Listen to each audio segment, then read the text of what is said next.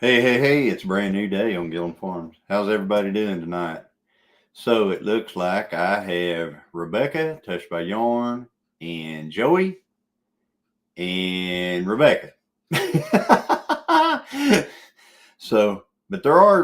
hey, there's Scotty. Hey, Scotty. Howdy ho. How are you doing? How are you doing? And we got Rainy Ridge. Hey, Rainy, that's Eric and Tina. How are you doing? And then we got Troy Sutton and Paul Honeyman. Hello from England. Hello, Paul. And then but anyway, so let's see here.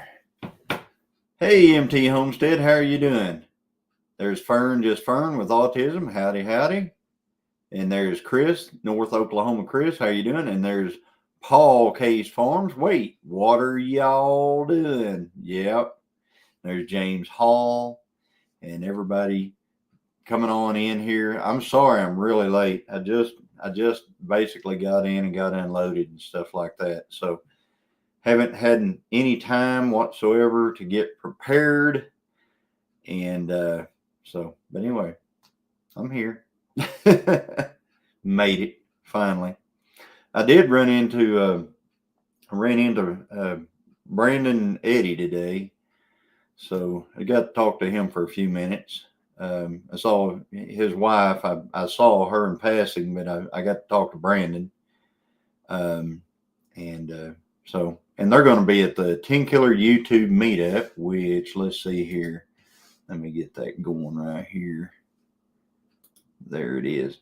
So we've got the Tenkiller Youtube Meetup coming up, Cherokee Landing State Park Creek Shelter, April 25th through 27th, 2025. www.travelok.com for camping spots. Tenkiller Meetup at gmail.com is the event email. Please let us know if you are coming. So anyway, and they let us know that they were coming. So they are going to make it to the meetup. I believe the Grounds family is also going to come as well from over. I think they're over in Arkansas. But anyway, we got Karen Gaudiosi. Hey, Karen, good to see you. And Virginia Alexander. Hi, Virginia. Yes, Brandon is an awesome dude. That's right. And I've got the video that I'm going to put out here probably next Friday. Actually has a little clip in there of him. We're talking and stuff like that. So you can he kind of shouts out the Tenkiller YouTube Meetup because they're looking forward to coming. And so we got, hey, there's Scotty rambling with the brooms. Welcome. And there is Mike, Big Mike I'm sorry. There is Chris over at Mr. Leonard Mountain Homestead. And what are you grilling? Oh, Angie's grilling. Okay. Hey, Angie, how are you doing? And let's see here. We got, hey, there's Tony. Hey, Tony, where did you see Brandon at? Well, I actually saw him at an auction. Auctions. I go to auctions. So, but yeah, I saw him at an auction.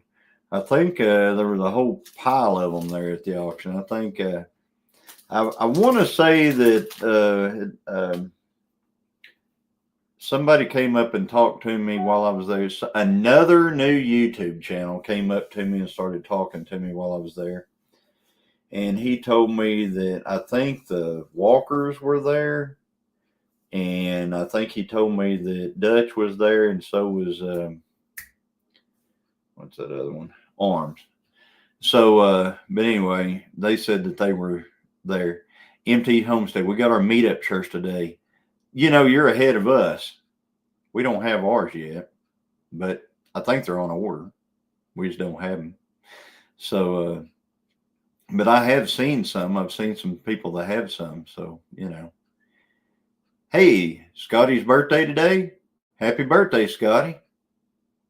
So, but anyway, here in a little bit, I'm going to open up the chat a little bit and let folks come up on the panel if they want to come up. It's regular Saturday night. Hey, Holly Hobby, how are you doing?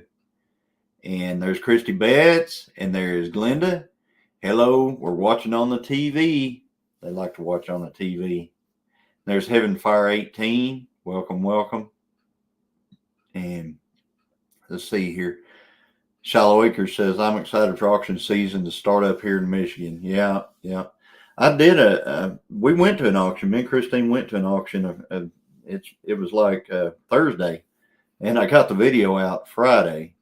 And if you haven't watched the video, you'll know, I mean, if you've watched it, you will know that we did a few purchases there, and you can check that out and see what we ended up with on that one.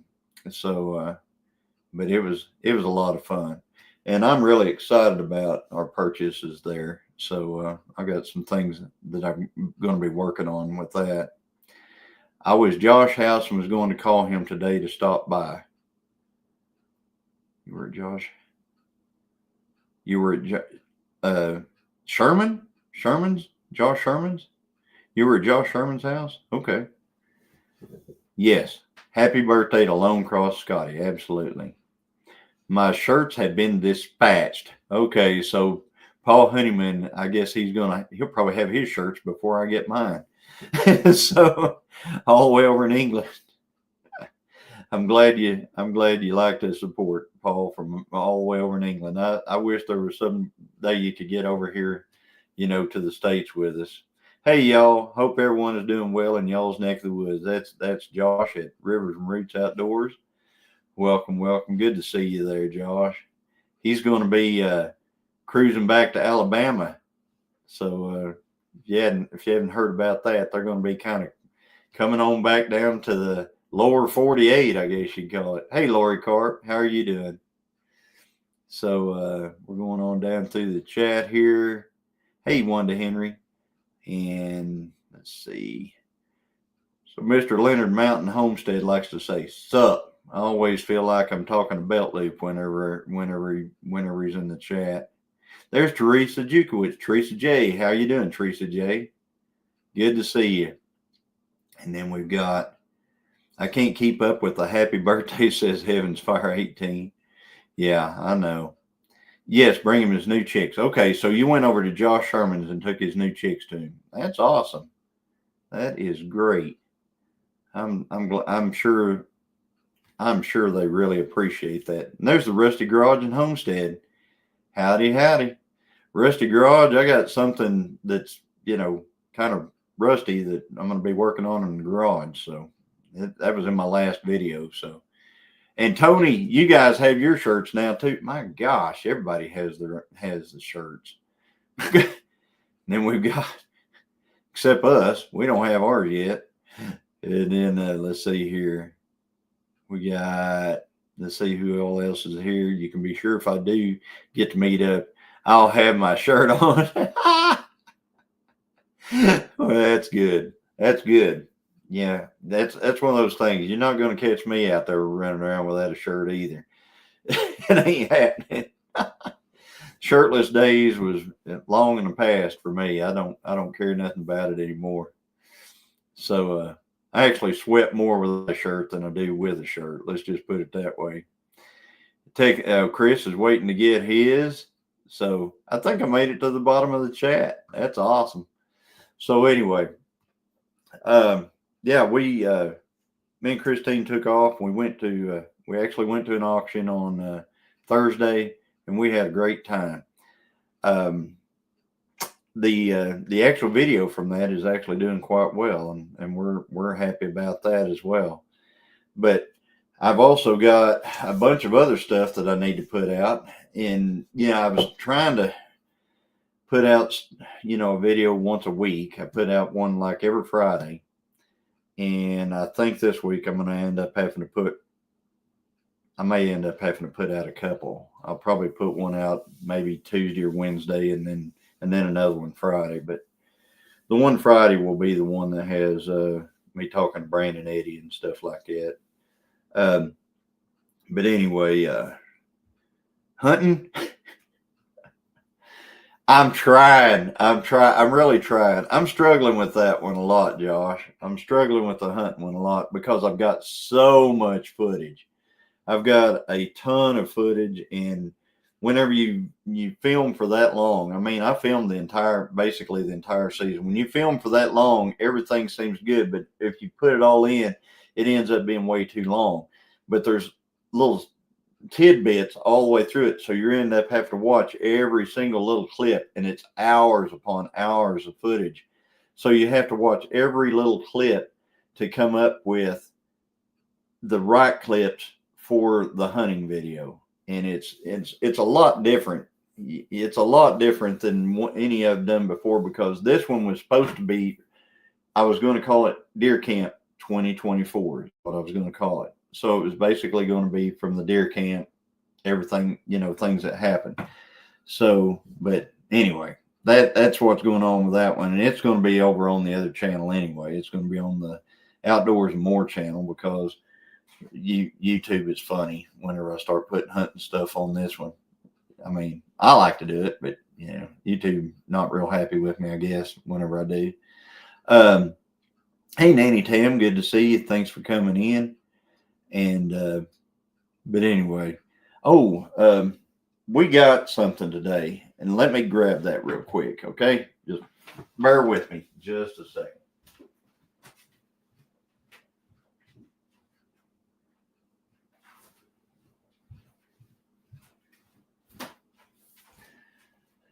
I'm back.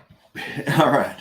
So we got, I never look at stuff that comes in the mail. I'm funny like that. I mean, when boxes come, I just put them on the porch and kind of that's it. But anyway, apparently this came in the mail. It didn't have a name of who sent it or anything like that. So if you sent it, let me know, email me, or, you can put it in the chat if you sent it or something like that. But anyway, so anyway, we appreciate it. I think Christine said we have one, or she already has this exact one. So she said this one is mine. So appreciate it. Yeah, or put it on the chicken coop. Right, exactly.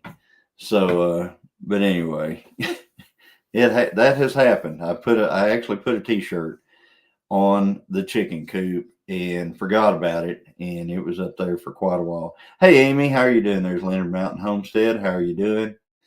Chris is here. She's here. That's awesome. So, but anyway, today I was at at an auction today, and there was quite a few people there. I actually got some drone of that one, and you can see how expansive this place actually was. It's probably the largest auction in northeastern Oklahoma. 5 rings running all at one time, and that's the most I've ever seen at an auction, is 5 running all day long, 5 rings. So, well, thank you, Nanny Tam. So, well, if you like that one, then get ready for this one, because this one's a good one too, I think, anyway. But anyway, what I'm going to do is I'm going to open it up a little bit, and I mean, because I'm just rambling on here, and I'm going to open up the chat a little, or open it up for people to come up and say howdy and talk about, what they got going on and stuff like that. So let me get that and put it in here. All right. There you go. So the way I put it is, I don't pin it to the top. You just kind of got to look for it every once in a while. It'll be right out there in the chat. So I think I found that keeps the trolls away a little bit more if they really have to work at it. So hey, yeah, hey, Troy Sutton.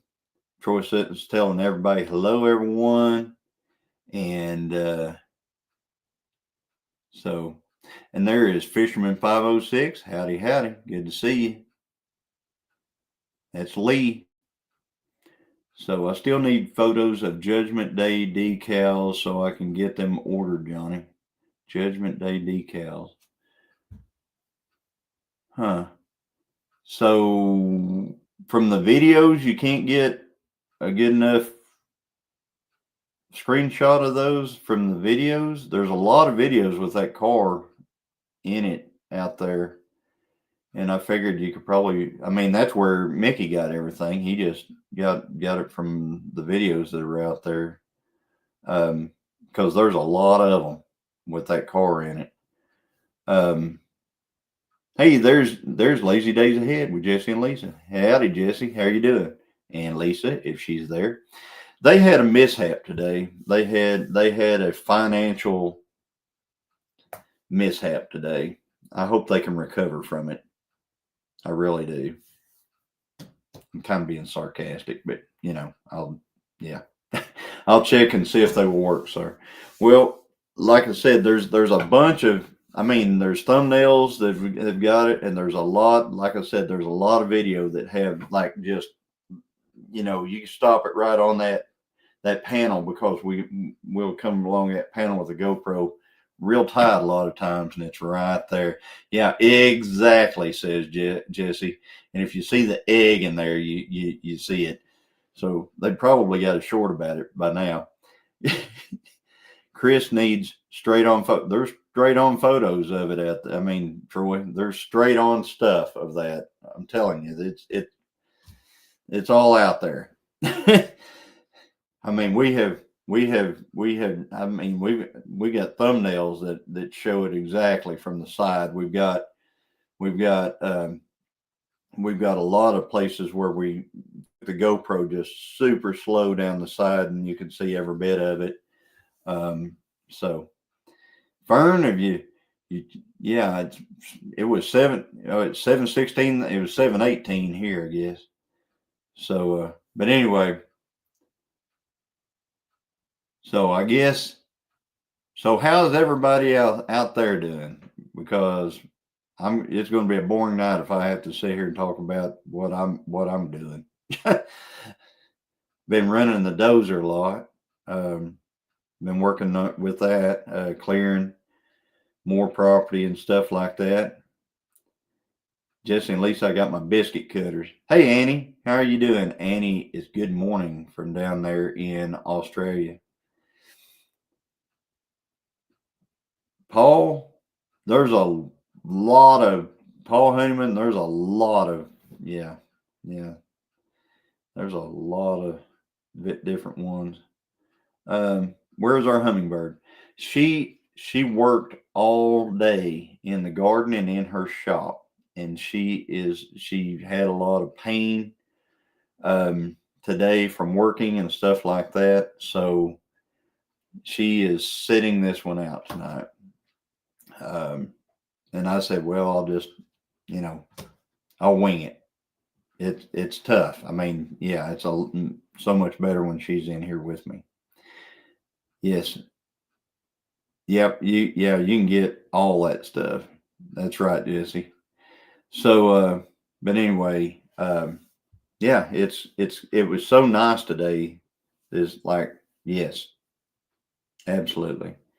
It was so nice today that, she did a lot of stuff outside, a lot. She worked in the garden probably 3/4 of the day, and she worked on her shop the rest of the time today, I guess. And then, so yeah, it was a busy day.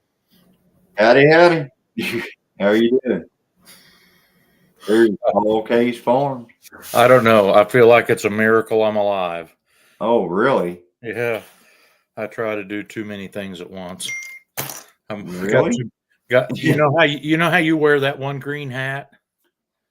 I got That one green hat? Yeah, that one there you got on. Oh yeah. Yeah, I got way too many hats. Oh, by the way, I didn't get all of it watched before you came on just now, but I did watch your auction video that just went up the other day, or maybe it was today. I don't know. My days are all kind of messed up. But thanks for thinking of me. You're welcome. Whenever I saw that bell bed truck, I thought, and it was a Dodge and it was Cummins and everything, I thought, man, it was almost perfect. If it had a stick in it, it would have been perfect. Was it automatic? It was automatic, but they assured us that it had a brand new transmission in it. So I was like, okay, but whenever you Hey, Andale, how you doing? There's Jennifer Ocean. Howdy, howdy. Oh, now I see the live. Yeah, we're here. We're going to start talking about trucks, cars, and tractors, Jennifer. Yeah. The thing that's been keeping me busy hasn't been any of that so much as I'm still just regular old stuff. We're up to see, we had one new one this morning, so we're up to 15 calves. Woo! And since yeah, oh, you just wait. The price will drop the week before I haul them off. That's the way. I always figure it, and if it doesn't happen that way, I get really happy. What's going on, Paul? I see. Of course, Wednesday night I have church. Thursday night I had a meeting that kept me gone from the house all evening, and then Friday evening we took a group of youth to the Winter Jam that was at BOK Center, and I don't know if you've ever heard of that. It's a big contemporary Christian concert, and they'll have like I think they had 6 top name artists that have stuff that's played on the radio right now, and it's like $15 to get in. It costs hardly anything to go to the concert, and so we took our youth group from church to that. We went to it several times, and they only have it. It'll be Tulsa, or Oklahoma City, or Springfield, Missouri, and it just happens once a year. So. But we got out of there, and one of our students had told us, no, we can't. We have to go to IHOP to eat. And so we went to IHOP and got something to eat after that, which made it to where we got home at 2:30, something like that this morning. And, the great thing is you should plan a lock-in right at the end of that, because they're all so dead tired. They just show up to church, sleep, you feed them breakfast, and send them home, But then today I had to attend a funeral of a friend of mine's father at 10 o'clock, and then I had a wedding at 4. Oh, wow. I have just been stupid busy. Proud you're even here. That thing about the door hitting you in the butt as you leave, it was hitting my butt whenever I was coming in. Yeah. Hey, Lisa, there's Nana 9 Acres. Howdy, howdy. Good to see you. So yeah, and I watched Dale's auction video today too, and it was really good. I enjoyed the fact that he got all the DeWalt stuff and everything like that. I never have gotten any DeWalt stuff because I was looking for something, and I was listening to my friends about the kind of tools they have and the battery life and all that kind of stuff. And I finally settled on Milwaukee stuff. And the Milwaukee stuff just before that, I think the drills and stuff I had were just like Craftsman or something like that, just kind of 18-volt Craftsman stuff. But once you get locked into, like if you get DeWalt stuff or if you get, Milwaukee stuff or something, you end up having to get all that stuff. You have to get everything the same brand, and I was trying to not lock myself into a brand until I found the one I really wanted, and I think I found it. I think the Milwaukee stuff is going to work well for me. But that was an awesome video though, Nana, and you guys did it up right. I like that. We had never had DeWalt, but could pass up that price. I understand that.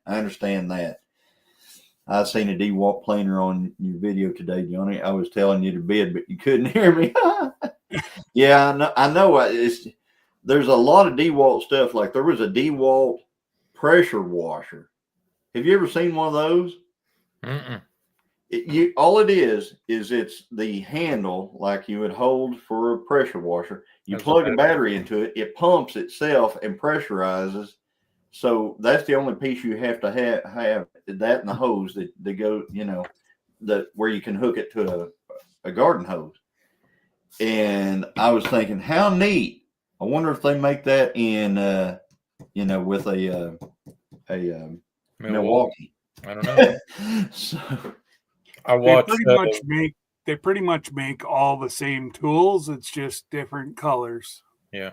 I watch a farming channel that has a Milwaukee leaf blower that he uses to keep the junk blowed out of the floor of his cabs of stuff. Yeah. And Hmm. it makes wind. I mean, I don't know. I've got some DeWalt stuff, but it's just because some friends of mine have a hardware store and I like to deal with them. And that's what they carry there. So, I bought some of that. And Scott, my son, has quite a little bit of DeWalt stuff. He has one I wish I had. I wish I had the Lord. big 1/2-inch impact driver. And I've got a small Japanese or Chinese one that has done what I need to do for several years. And Scott bought one of them, and the battery on his gave up real quick. And I don't remember what the difference in the voltage was, but there was a little bit of difference in the voltage from it to the DeWalt stuff he had. And he fixed it so he could plug a DeWalt battery onto it. Oh man, it's really good now. What is it? A little Japanese junk 1/2-inch impact wrench. Oh wow! So he got an adapter and put a DeWalt battery in it. Yeah, I guess you can call it that. Yeah, that's what you want to say. Oh, okay. Couple little wires crossed over here and there, and You can't see the red on my neck for my beard. Mhm. Yeah. we guess what you're putting down. Gotcha. Yeah. No, And there's that DeWalt cordless pressure washer. And, I was thinking, I saw that and I thought, how neat. I mean, that's better than, if it makes a good amount of pressure, I don't know how much pressure a battery can push, but if it can make a good amount of pressure, it'd be a lot handier than pulling out the whole gas powered rigmarole and screwing all the hoses, hooking up everything and all that stuff. And because all you'd have is the garden hose and the handle. That's all you'd need. So I hope it's good and waterproof. At the sale that I bought that silver Chevy pickup at, Scott bought a deal that was just a pile of stuff they sold for $10. Yeah. And it had two like 70 or 80 foot long pieces of that kinetic tow rope in it. Oh wow. They didn't have any loops or nothing on the end of it. Of course, you can tie you a loop on the end of it. And he did that. And I was really proud of that the other day because that wasn't what he bought the pile of stuff for. It was something else in there that he bought it for, and he used it, but the rope came home, Yeah. And I got stuck in the woods earlier this week with the skid steer pretty bad. And we were out in the sticks a ways, and we had enough of that rope to get it out to where we could pull on it with a tractor. We'll see. It all worked out then. Yeah. I was really proud of his rope purchase, even though that wasn't what he bought it for. Well, see, that's the thing. I bought things at the auction, because sometimes the auction, they say, all right, you get the table and everything on it. Mm-hmm. Okay. If you're buying, so all you really wanted was the table. Like me, I wanted the vice table on that one deal. So I bought the vice table, but it had fence stretchers on it. It had 3 pairs of fence stretchers on it. It had post drivers. It had all, and I sold 2 pair of fence stretchers. 2 guys walked up to me right after I bought it, and they wanted to buy 2, and I sold the 2 pair of fence stretchers for what it cost for the whole shooting match. Yeah, I've had a few deals like that. I bought an 80 model Chevy pickup that had a blown motor in it, but it had a flatbed on it, and they had bolted toolboxes to this flatbed everywhere, and it had been their welder hauler kind of service truck, and it had 8-hole white spoked wheels on it, and I gave $100 bill for the thing at auction. And wow! No title; it's just going to be a parts truck. Yeah. I bet I sold $1,000 worth of stuff off of that truck, and I still got some pieces of it around here. It took a little bit of time, but it'd be set. Actually, I sold $15 worth of stuff off the back of it before I left where I was standing when I bought it. Right.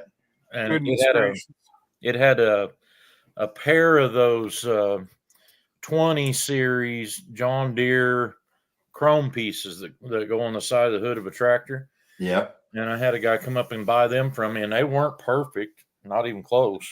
but he wanted them, and I'm like, okay, Yeah. $15. I understand. I mean, I understand how that works because I'll tell you an interesting thing that happened today. I'll spill this bean from today. I purchased, there was something I really wanted.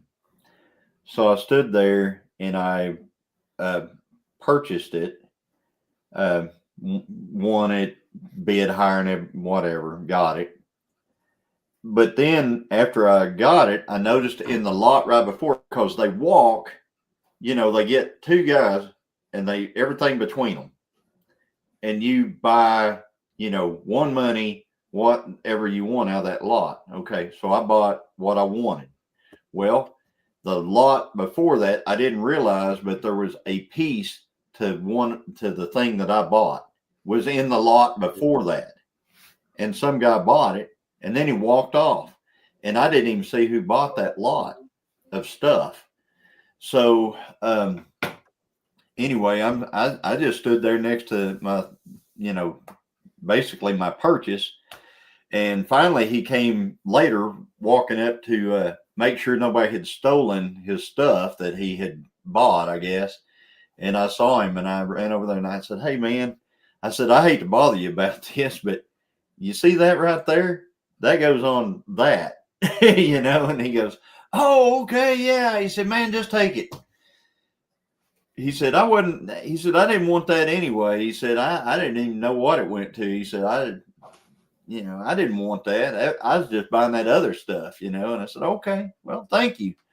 So I was able to get everything for what I got. So that worked out pretty good. That was mighty nice of him too. Yeah. He could have been that guy that goes, "Yeah, he give $5. I know how much he gave. He gave $5 for the whole pile of stuff right before it, and my deal was in it. And if he'd have said, 'I want $5 for it,' I'd have just handed him $5.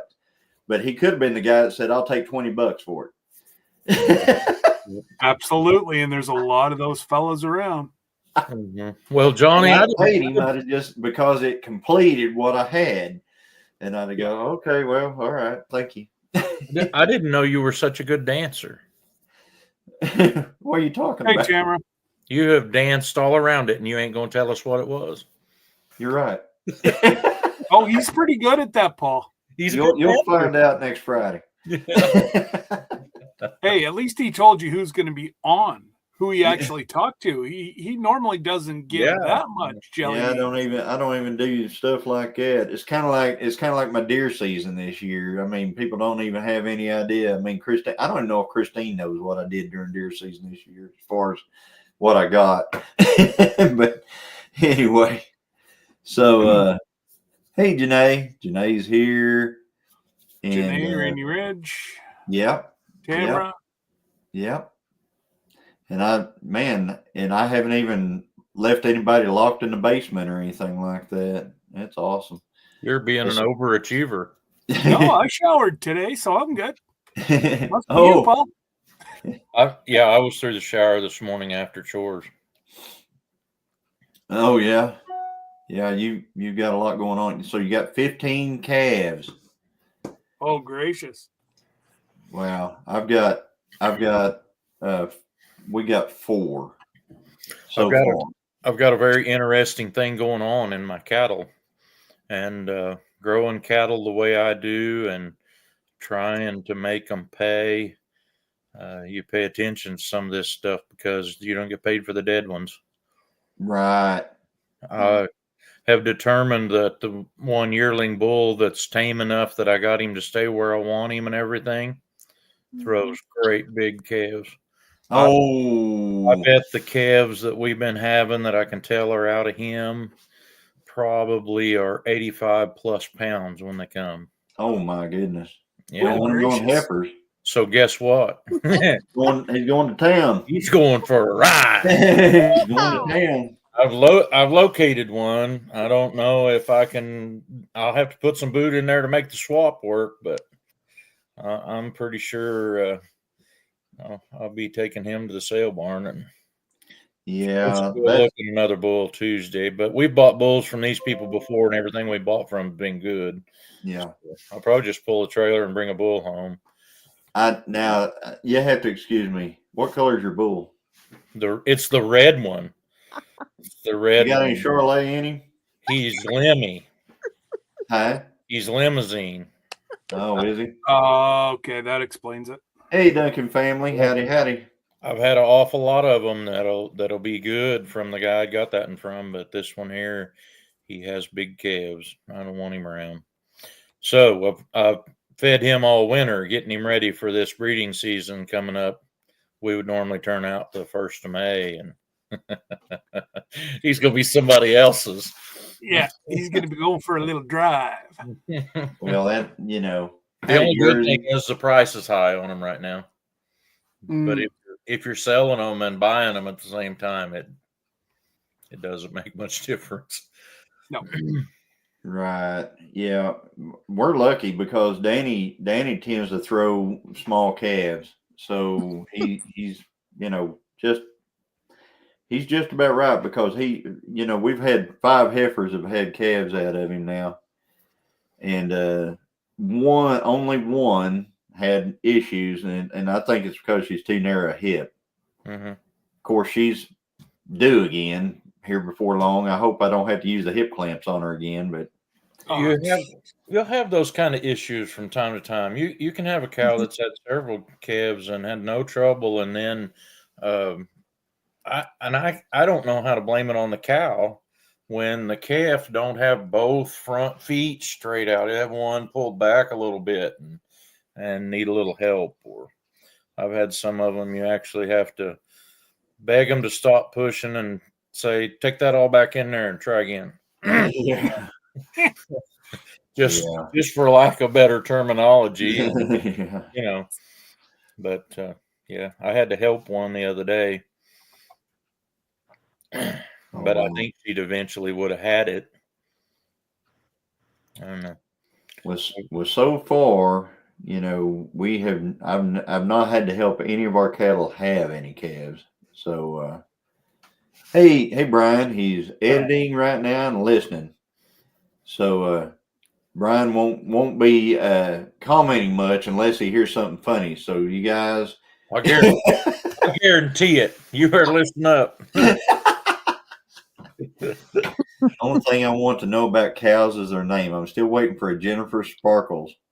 So there you go. You got 15 calves. Surely you can name one of them Jennifer Sparkles. All of mine are solid colored. I ain't got anything color to it. Same here. So much for the sparkles. No sparkles on any of them. We don't have any sparkles. No, sure don't. Hey, Scott. Have to shoot one with a glitter gun. Hey, Jenny, how are you? Hello. Hey, Neil. How are you doing? So you probably don't name your cows much, do you? I have one that has a name. You want to see her? Sure. Mm-hmm. Yeah. Chris named her. That's a joke. What? There's always air clips and necklaces you can put hair clips, Mm-hmm. hair clips and necklaces. Oh, yeah. Yeah, we're not going to do that. Okay. Got a big old white cow. It's the only white cow I've got. Yeah. And her name is Angel. Oh, really? Oh. Okay. And I've really been trying to be creative, but when you're as busy as I am and mental capacity's all used up, the best thing I can come back with for a name for the calf is Angel Baby. Oh, she's pretty. Next Saturday, Amy. Next Saturday. Around, if you get there at noon, you won't be too late. So that's when it is. The next race is what she asked. Oh, so, I love that. You got one named Angel. Whenever if when a lot of times when you name your cattle and stuff like that, and people get to know them and everything like that, then it's really hard for them to go to town. I got I still have people asking me about certain ones that have gone to town, and I know where they went. They went to Missouri. Yeah. So we got and Amy's asking if we're eating before. I always eat before Amy. Gotta eat. some of them. We changed their names, and y'all gonna hate me. But Name it. Yeah, change it to that to sirloin. that's got renamed. Yeah. Came back home in a box. Well, he got tired of playing in the sandbox, so he wanted a paper box. I have a feeling all these new baby cows will be March, Tuesday, Wednesday, Thursday, and Friday. Yeah, you're almost about right. This is the year of months and days and stuff like that. That's this year. Next year it might be like cloud types or something like that. Cumulus, Cirrus, You come up with Mexican names for them, like Juan. Yeah. One time. That'd be the first one. And then this is Juan. This is Nose. This is Trey. Chinese food. You want to make older?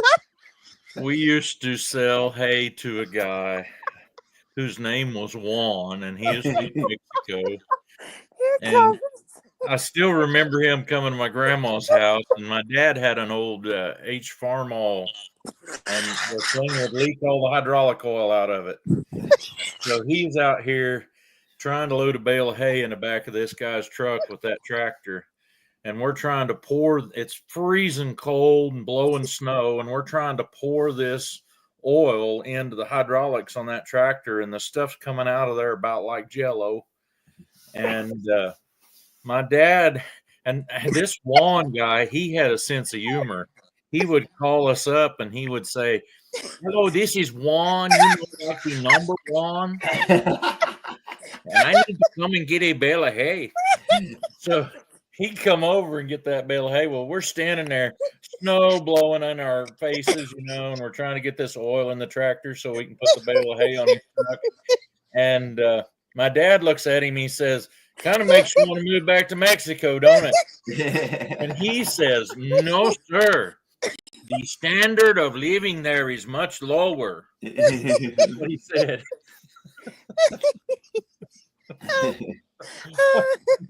I think my dad kind of thought, it's worse than this. Yeah. Yeah, and also on pigs, you can what's that? Wilbur. Wilbur is probably a pretty well used up name for pigs. Oh, Charlotte's Web. Yeah. Yeah. That was a cute movie.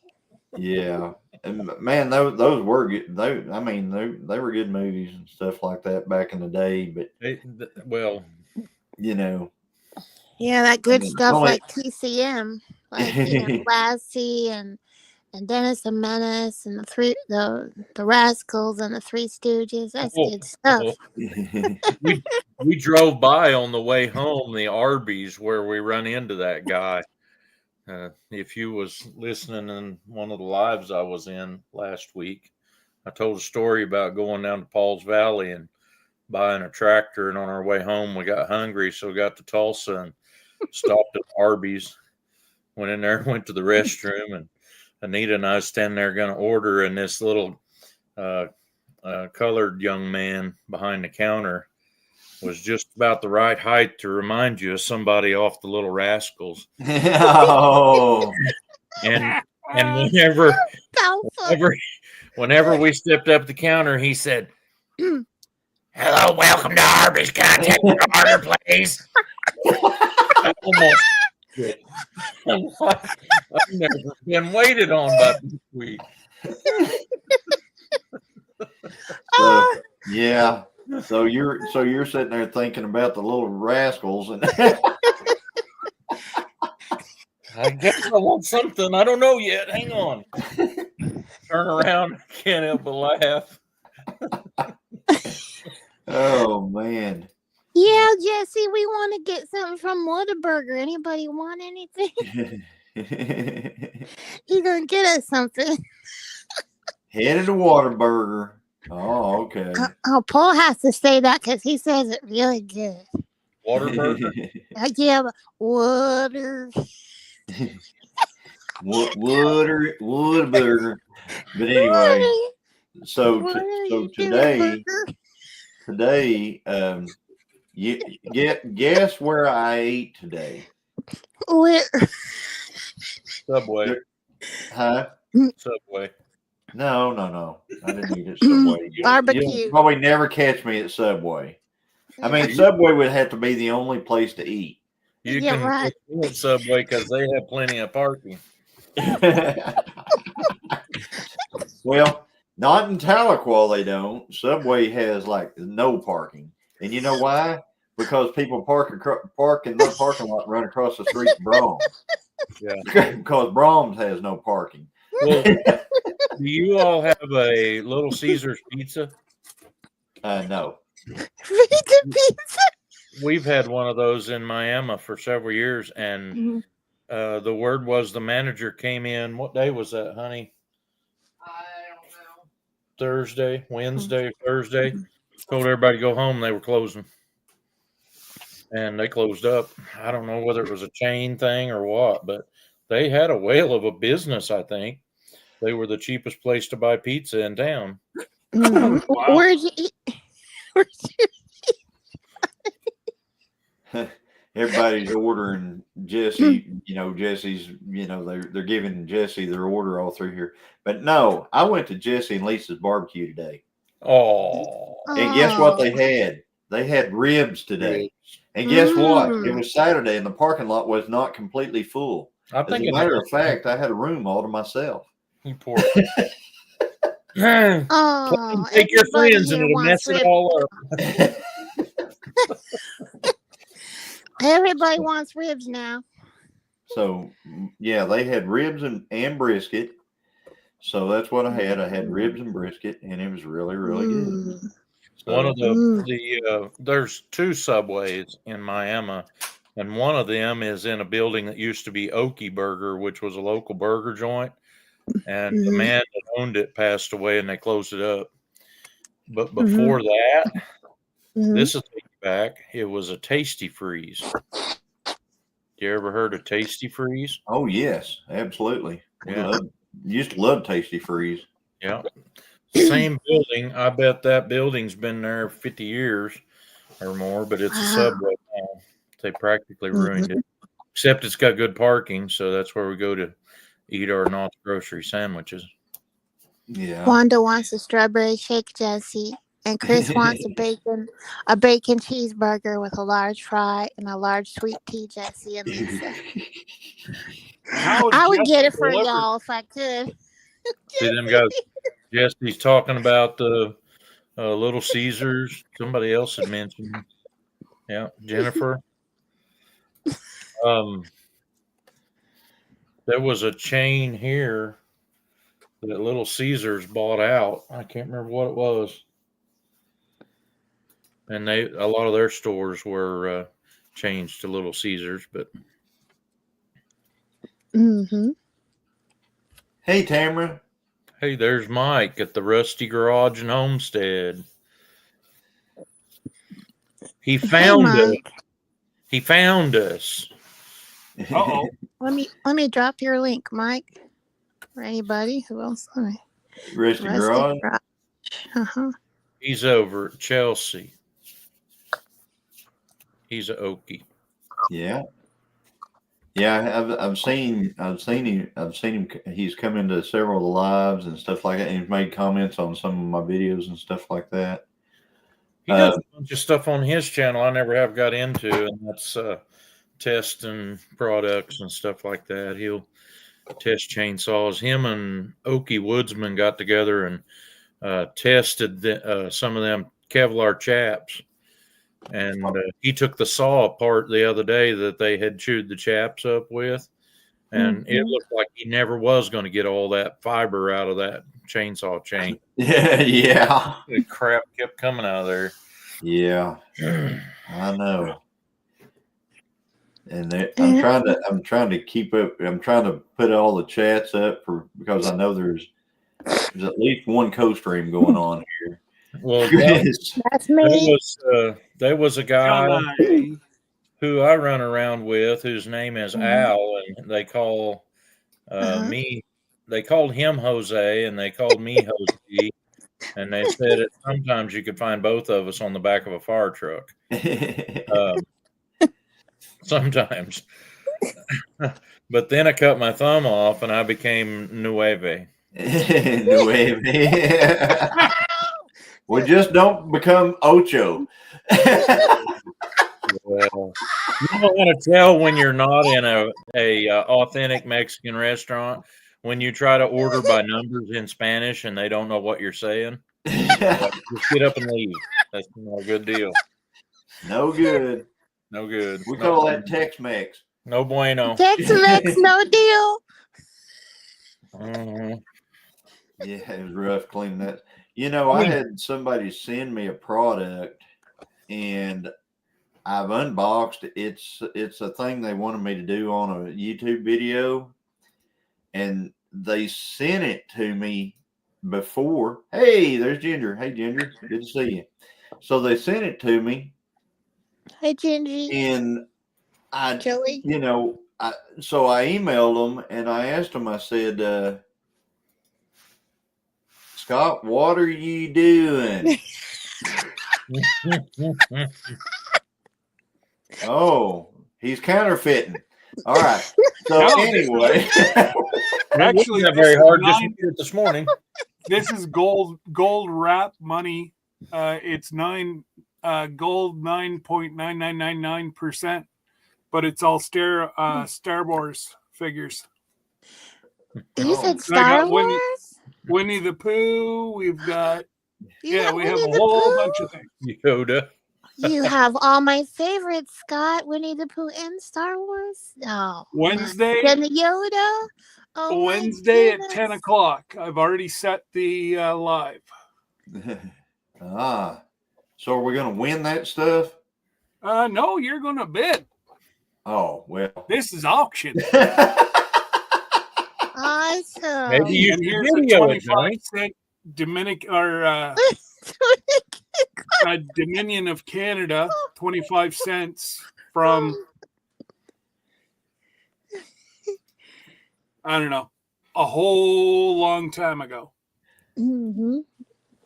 But my name to fame, I'll show you once I find it. It's I have 5 Roman pennies from AD 330. That's awesome. Cool. So we're going to bid on them too? Yeah, it's going to be like probably, I'm hoping to have 100 different things to bid, and here's a 150th Civil War coin set. Hey, do you know how to tell if something that's really, really old is counterfeit? Yes. If it says like 500 BC, that's counterfeit. They didn't know. They didn't know when that, you can't, and you just got it. Yeah. Say hi to. I'm not lost. I'm exploring. I'm trying to find the coin. It's actually pretty cool. I love these. Yes, the weather has been nice over the last couple of days. I think we're supposed to start getting some storms maybe Monday night into Tuesday. Don't know if we're going to be in the tornado line or not, but there's supposed to be a line of tornadoes, I think, over in Arkansas, moving over that direction. So I'm not sure if we're going to end up in that. I signed your link for what's not. There's Skinner Farms. Howdy, Skinner Farms. Are you talking about those tornadoes north of you or south of you? Don't know. I don't know which ones. Obviously. I know there's some that's supposed to go across. They're supposed to, I think, start south and go up through Arkansas, aren't they? Yeah. I don't know. I haven't watched any weather in 4 days. That's Why are you talking about? 3 times in 4 days. Those are all Hang graded. on. Let me bigify you there. All right. Now show us. So this is the Oh. grade era. It's actually graded Roman Empire 330 AD. It's a penny. Oh. Looks kind of that's a little better. Joey, Can you rip it out of that package and kind of shine it up a little bit? No. I mean, if you put it on a buffer wheel, it'll help. Yeah. I thought you were supposed to keep that stuff in like new condition. That's why it's in a wrap. Yeah, Jonesy would love that. Kind of buff it out there, that'll help a bunch. My mom's into collecting change up, and she's got some Confederate dollars and stuff like that. So I was always looking through my change. I'd like to keep the wheat pennies and Indian head nickels you'd find, stuff like that. Mm-hmm. Well, I came across a penny in my pocket change one day that only has one side, and I kept it. And I didn't have any idea them things could be worth some money. Boy, they are. Those It's ridiculous. Can be worth. Like here's a Canadian silver dollar, 999 real silver, and it's one of the last ones with the queen on it. Did you say 9999, Scott? Yeah, That- pure So silver. what year is that? Well, This one is well, I have a question. Isn't pure silver 92.5? 2013. 2013. So Scott, they what's made it pure silver?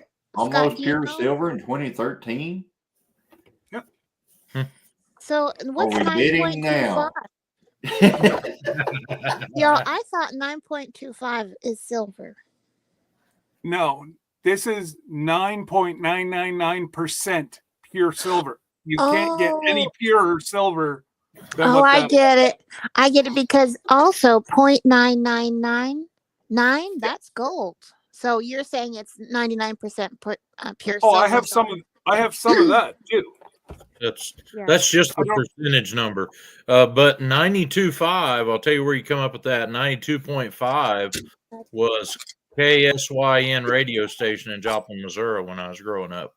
Oh no, it's not in the same city as Uranus, Missouri. So And there's a gram of gold right there. Mm-hmm. You got your doors locked? Yeah, do you know I love that? Gertrude's right behind me. Well, I got a ground gold right there. You know, there's a lot of different kinds of door locks. Huh? Yeah. Gertrude, she's wonderful. She takes care of everything. Well, that's the only thing that stops a good guy. Hi, Rebecca. With a bad Thank guy you for with coming in. pew pew. Even He's a good guy. John Wayne knew not to say certain things when somebody had a shotgun poked in his belly, right? Ooh, said a pew, cordless hole puncher. Yeah, a cordless hole punch. Yeah. That's what that is. Mm-hmm. Everybody's telling Rebecca good night. Silver and gold, says Tamara. Yeah. 9.25 silver, says Janae. And then, hey, Mr. Mudd, that's Teresa J's other half. I'm not going to say better half because I don't know if any of us are, So,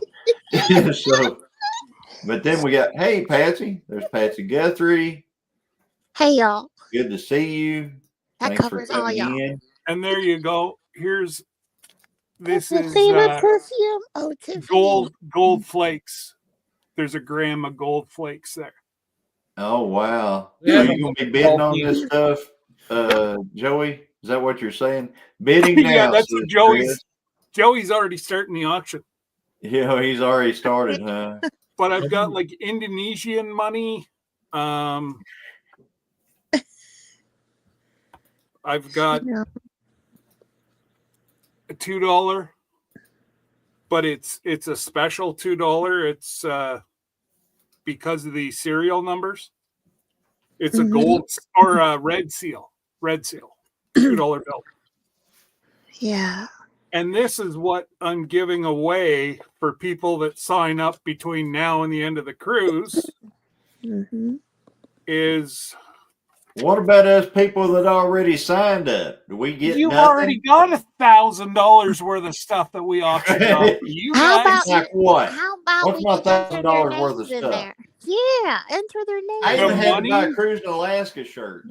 the money, the luggage. What Mhm. luggage? So this is called Yeah. a gold back, and there's actually You gonna real buy our gold, luggage? real gold in the middle.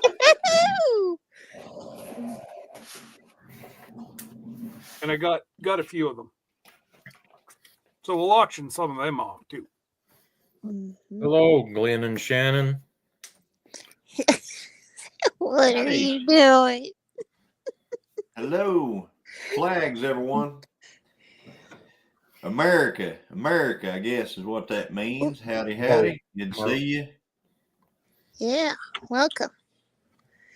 And then we got Linda Peterson's here. Hey, Linda, good to see you. Thanks for coming. So we got 52 in the chat. Thanks for stopping by. If you don't mind, throw a little thumbs up, no matter where you're at. Little odd 5 ounce. No. Yeah, 5 ounce 0.999 pure copper. I hit it twice. Does that count, Johnny? yeah, that counts. You got to go 3 times. Here's another one that Jesse's gonna like, because he likes the queen, Oh, and it's got a polar bear on one side and Mhm. queen of the queen on the other side. ah. Uh. Ooh, ah. Ooh, oh. You know, I mean, if Goodness gracious. I've got some stuff. Whenever I was a little kid, Mhm. my grandparents and stuff, they actually, you know, gave me some money, old money. So I've got like the Walking Liberty stuff. I've got some of that. Mhm. Hey, Diet Coke, really? You had to write it on there? No, they did that where I bought it at. Oh, that was nice It is of them. the orange, juiciest looking Diet Coke. Yeah, it kind of is. Uh-huh. It's kind of like eating at Subway in your truck, your bologna sandwich, or You can get one of those lot sandwiches. Oh, yeah, Paul, that was a good sandwich. Telling you. Yummy.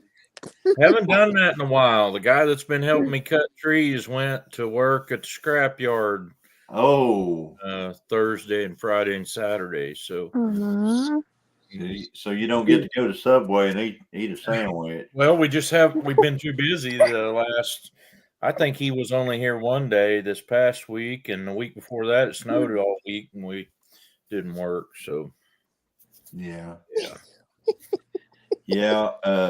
I'll tell you what, I have some logs here. We had a big wind. I'm not going to call it a tornado, but it took down, I don't know, it probably took down 30 or 40 trees going up a holler here on our property. Mhm. And the trees that it took down were these gigantic pine trees that were, you know, big diameter pine.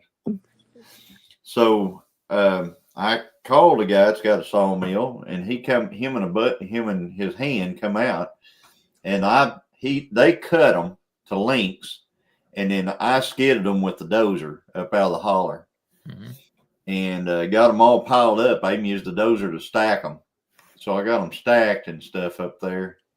and they said they were going to come back with a big tired forklift of some sort, and they were going to forklift them over onto a trailer and take them to a sawmill, and they were supposed to cut them up into a bunch of lumber for us. And then, I wasn't going to keep it all. I just wanted, quite a, some lumber out of it, some different stuff. And I was going to stack it in my shop after they got it cut, kind of dried up and stuff like that. Well, they never came back. So it's been out there for about a year and a half at this point. Oh, jeez. So I don't know if it's still any good or not, but I went out there the other day, and some of it, the bark is falling off of it. Oh yeah, the bark will fall off of it. That does that because the stuff actually shrinks, and it'll bust the bark off from it. If you got a chainsaw, cut a little thin piece off the end of one of them and see that if it's still good on the inside. It's really hard to tell on the ends of them pine logs because a lot of them will run the sap out the ends for a little bit. And Yeah. make the end of them all nasty, but you probably still get something out of some of them. Are you needing some lumber? Well, doesn't everybody need lumber? Not until you need it. Huh? Not until you need it. Are you volunteering to give? Well, Johnny? I need some lumber for like inside my shop. I'm building shelves and stuff like that. I'm trying to get my shop set up to where I can actually work out of it, on the cars and different projects that I've got. Mm-hmm. And so yeah, it'd be handier to be able to just have some stuff to use instead of having to run running to Lowe's, especially at the cost of lumber nowadays. So I don't know if I could. I need to talk to somebody with a sawmill that maybe I could throw them on a trailer. I could probably use my dozer to put them on a trailer. They're too heavy for my tractor. Yeah. But I could probably get them on a trailer with my dozer because it'll lift a lot, and then I can push them up. I can put the end up on there, and then I can push them on there with the deal and see if I can get them cut into some kind of lumber. I know a guy you should talk to. That is so true. Johnny always needs lumber. It's not 30 years old that looks like my ass. Oh my goodness, Jesse. Do you have a lumber? Yes, mind your business. You have a lumber yard too, Joey. That's right, Joey. Everybody's got an old lumber yard of some sort. I can feel with my fingers how damp it is. Well, oh yeah. Yes, dear. I'm not even going to put that next one up there. That's where Paul says, "What are you doing?" We are solving a says, lot of problems in "Hey, there. Scott, what do you say? I'm staying right out of it. Yeah. I know, but we need a saying for everybody. I guess I'll just laugh. I'll be laughy. Okay. We gotta think of one for Scott. We gotta think of one. Amy is hold on. Yes, dear. Trey is a is- smart man's answer. At least before supper. So, but anyway, yeah, I probably need to talk to you about that. I might could, if you ain't got nothing going on at some point in time, maybe we can saw some of it. I don't know. Yeah, if you would time it right, Yeah, bring them up here, and me and you could cut them up. It probably wouldn't take all that long, depending on what you wanted. Yeah, I just want some. You could go home with lumber. That way, you didn't have to make like 4 trips. You're right. Yeah. So, I thought about that. I went by that pile of logs the other day, and I go, "Dang it! It just aggravates me." That it's a lot. It's quite a bit. I think that a person could probably build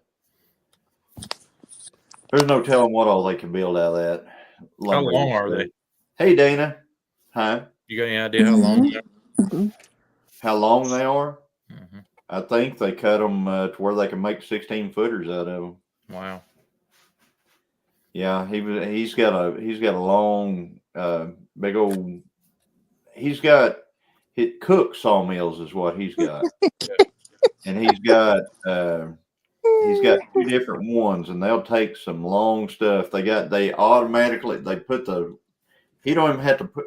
All he has to do is get the wood up by it, and then the machine actually lifts it over onto the thing and flips it. It does all the stuff that people usually have to do, by hand. It does it all. It's pretty neat. He's got one hand that has helped him. The problem is he's a horse dentist. So he's busy.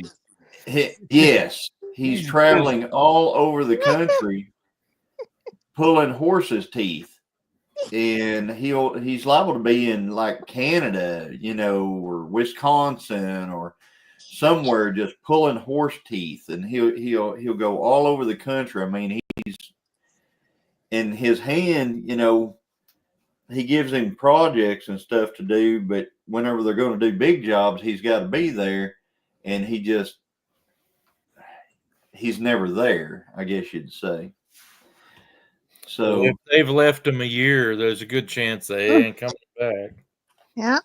Yeah. It's he actually reached out to me about 6 months ago or something like that, and he said, "Hey man, I hadn't forgot about you," because I was actually talking to him about cutting a bunch of big white oaks that I've got over here, because I've got a bunch of big white oak trees that are like toward our neighbors over here, and I really don't want them over there. I'm actually wanting to clear all that out and make pasture out of it, and they're too big to push down with my dozer. They need to be cut. Well, so you should really, really be careful about that, because right now white oaks are worth more than walnuts if they're good. Really? Yeah. Oh, wow. Are you serious? Wow. I'm serious. I've sold a couple of white oak logs here in the last year that we cut off of people's places. That would be just a 9-foot stick. That would be 25, 28, 30 inches on the little end. Yeah. That brought $500. Are you kidding me? No. I put some pictures up on Facebook of a few of them because I had some of them that we had to haul here for the buyer to buy. But those buyers buy that stuff from a logger on site a lot of the time, and then they got somebody they'll send out there to pick it up. So if you could find a reputable logger to do it, and I've got a couple friends, but I don't know if they travel that far to do that or not. Well, I've got some great big, like I said, I've got some great big white oaks, and they're in the middle of they're in the middle of our woods. We've actually got our 90 acres is probably, I would say, 40% is solid white oak of our property, and so we've got a lot of big white oak, and that's and we actually bought another 10 that attaches to our land here. It was an 80, and we bought a 10 because it had such big white oak on it. And I thought, well, I mean, we could probably log it or something like that eventually, because it's down in the hollers and stuff like that, and that stuff has outcompeted everything around it, so it's gigantic in diameter. Yeah. And that right there is one of the biggest markets for white oak logs. The stave log buyers will pay more for them than anybody else, but white oak's in a high demand right now, and I don't know how long that'll last, but they pay pretty good money for them. Well, I need somebody to help me with that then, because we would sure be we would sure like to send them down the road. Let me talk to a friend of mine, and maybe me and him can run down there have a look at them for you. He's pretty good at that and can tell what they could be worth. Yeah, I saw him building a down here below our house. We don't own down below our house, off this side over here. Our land just ends about. We put our house way down here on the south end of it, but there's a hollow right there that goes down, and that's all gigantic white oak. And I saw they built a road in there the other day from down there off another paved road back there, and I figured they're probably getting ready to log it out.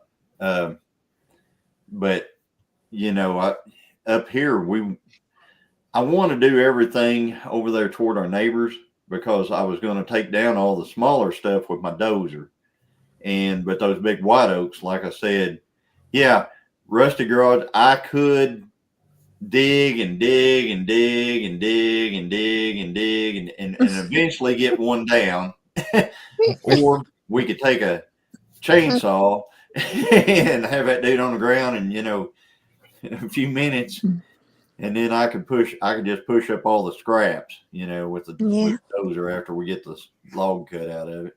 Tony's really good at heavy equipment. Hey, Tony. Paul. Yeah, I'm okay. Not like those other guys right up top of me. Hey, I talked about coins a little while ago. Go ahead, Paul. You go. Go ahead. I failed an aptitude test once, and it told me I should have been a heavy equipment operator. Failed an aptitude. I was talking about coins a little while ago. These here that I have gotten, these were given to me. Hang on, Tony. I'm going to bigify you. Here you go. Aw. These are bicentennial quarters. It's a $quarter, dollar piece, 50-cent piece. Now, they came 3 different ways. They came in all silver.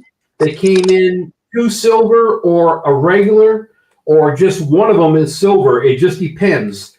My brother got a packet. Our friend, I guess this would be in 1976. She worked at a bank, and for a gift to us, she gave me and my brother a packet. Well, this has never been opened. This is 100% silver. Wow. And on all 3, not one, all 3.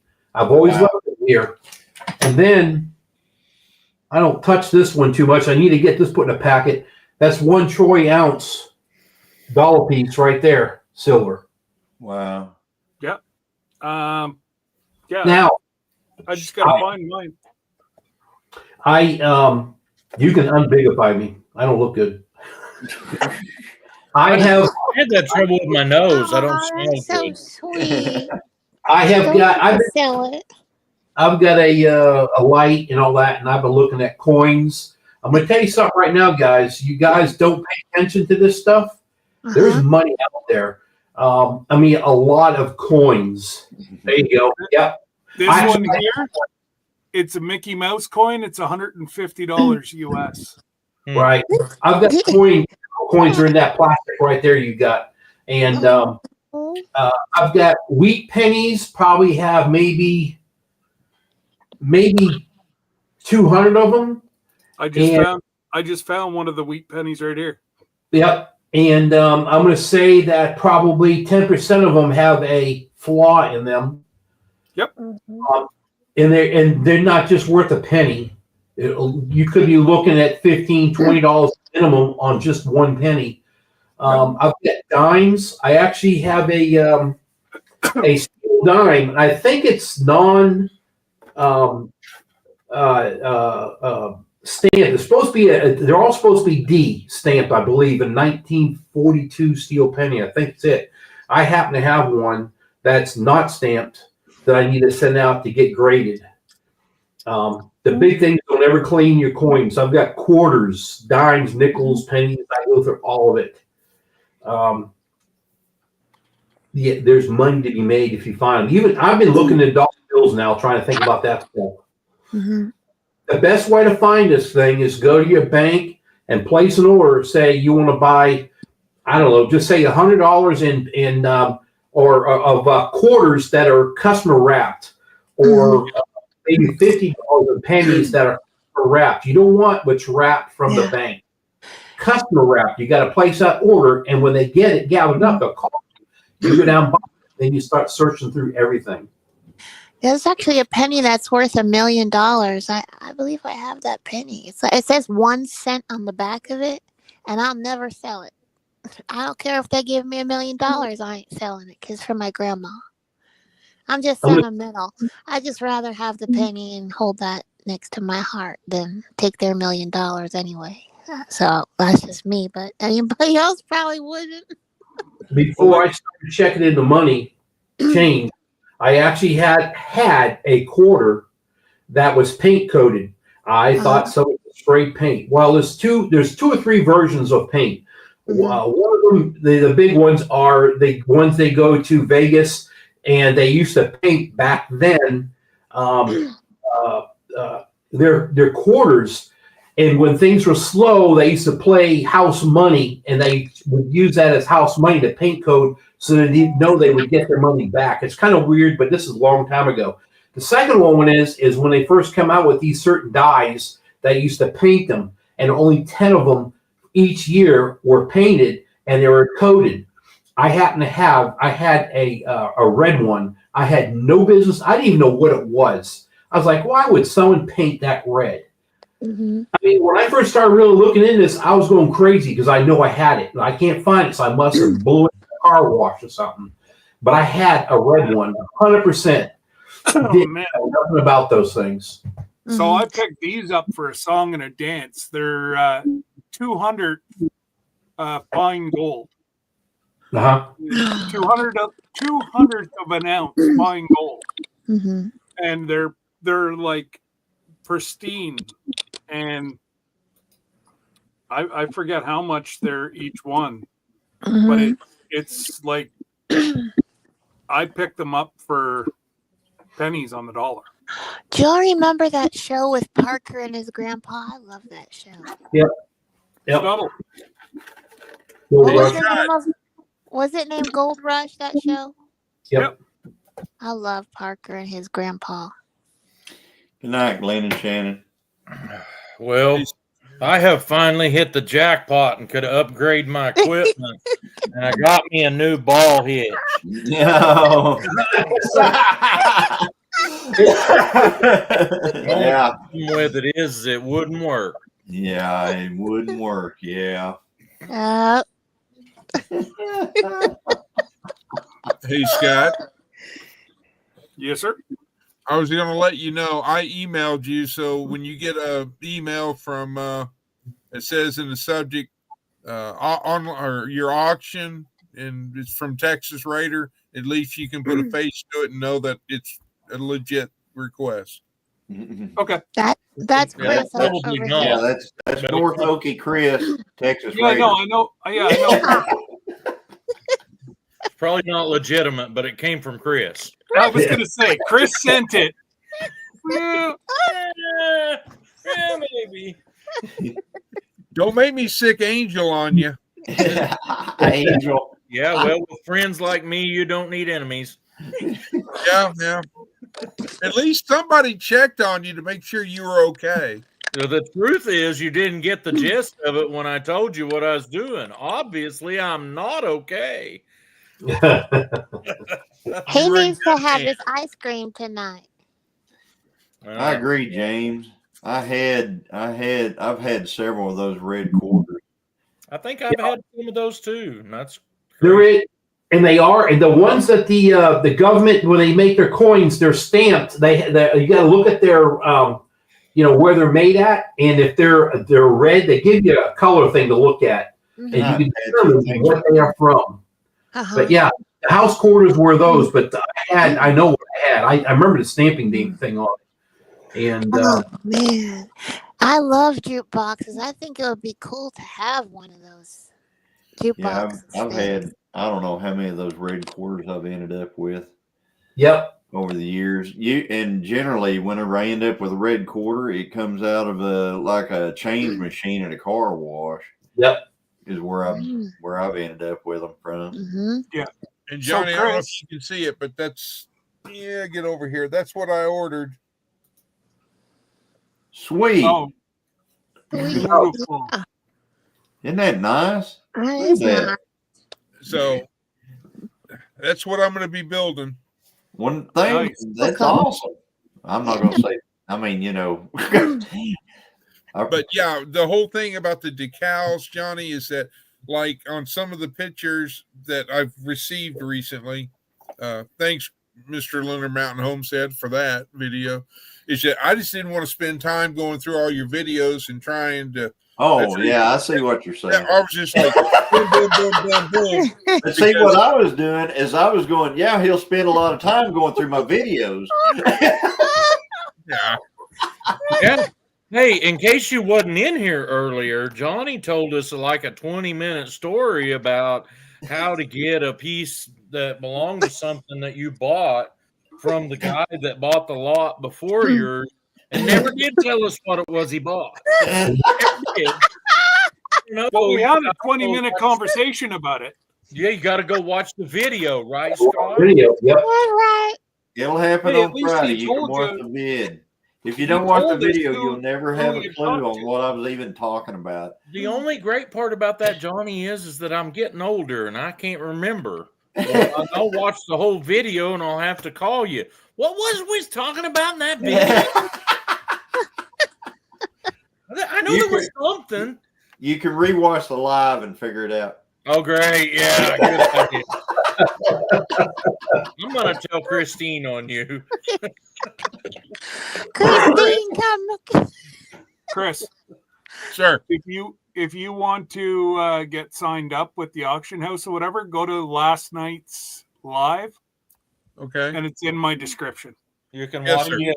Sign up, you get $15 free. Hey, Scott. No strings attached. Are we able to preview all that stuff and check them out, or no? Can we Well, buff them? I can probably let you see what I'm doing right now. No, I mean, are you going to list them, review them, so we can? Once I go live, there Mhm. will be a picture of Mhm. each individual, like gold, silver, what it was, how much.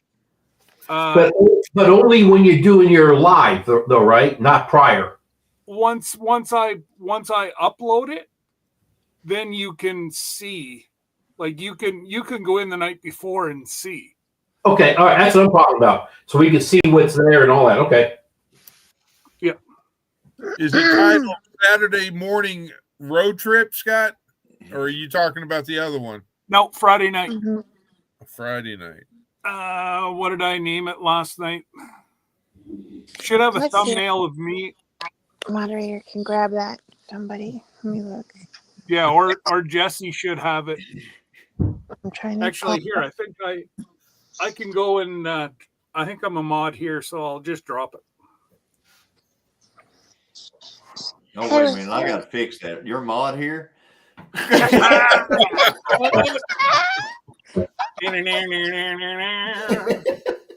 Was that the Saturday morning road trip under? No, No, it wasn't that one. Was it on I the got video? it. I got it right here. Hang on. To what? Tawoo, tawoo, tawoo. I thought about you the other day, Paul. I Oh, knew dang it. something was hurting. I got another jar of pickles. Oh, yeah. it's Winkle. She picked me up some wicked pickle chips tonight. Ooh, they're good. There you go, Chris. Good. She looked for that kind. Somebody had showed us ones that were everybody thought might have been those fermented pickles, and she couldn't find them. I The don't remember what Winkles. brand they were. They were in the refrigerator section. Grillo. Grillos. Oh yes, Paul Grillos. Yep, she couldn't find any of them, but Anita had a little issue when we got in the van Mhm. last night to go to Winter Jam. She had went in the church house to use the facilities and then come back out. And then I look at her and I'm like, honey, you're missing something. And I said, one of the lenses is missing out of your glasses. And she actually poked herself in the eye to try to prove me wrong. And we have not found, and she got another pair of glasses here at home, but so she didn't actually go to Winter Jam. She went to Winter Blur. No, wow. Oh. Yeah. She But lost she- one of the lenses out of her glasses. Yeah, but she wasn't Aw. tripping everywhere. That's so she didn't like go tripping. Yeah. So you guys down there across the border, you got to let me know whenever Elon goes into look for the gold and silver, because I got maybe some U.S. reserve silver here. Okay. I'm gonna have to get that back quick. I'm thinking he's looking for tons, not dust. I Yeah. like that Yeah. Laurel and Hardy laugh. Yeah, and yeah, that money. See, that's one of those things I've never gotten into. Because, I mean, I've got a bunch of weird stuff. Like I said, my grandparents gave me a bunch of. Mm-hmm. I mean, I keep it in the safe and stuff like that. But it's just, to me, it's sentimental because of them. It's nothing. That's right. Nothing I ever Yeah. sell or anything, but it's Yep. it's Yep. like there's a lot of. I've kind of looked at some of it and I go, this is pretty rare. This is pretty rare. This is pretty rare. But the one thing that I would like to have though that I never have had, and it's just U.S. money and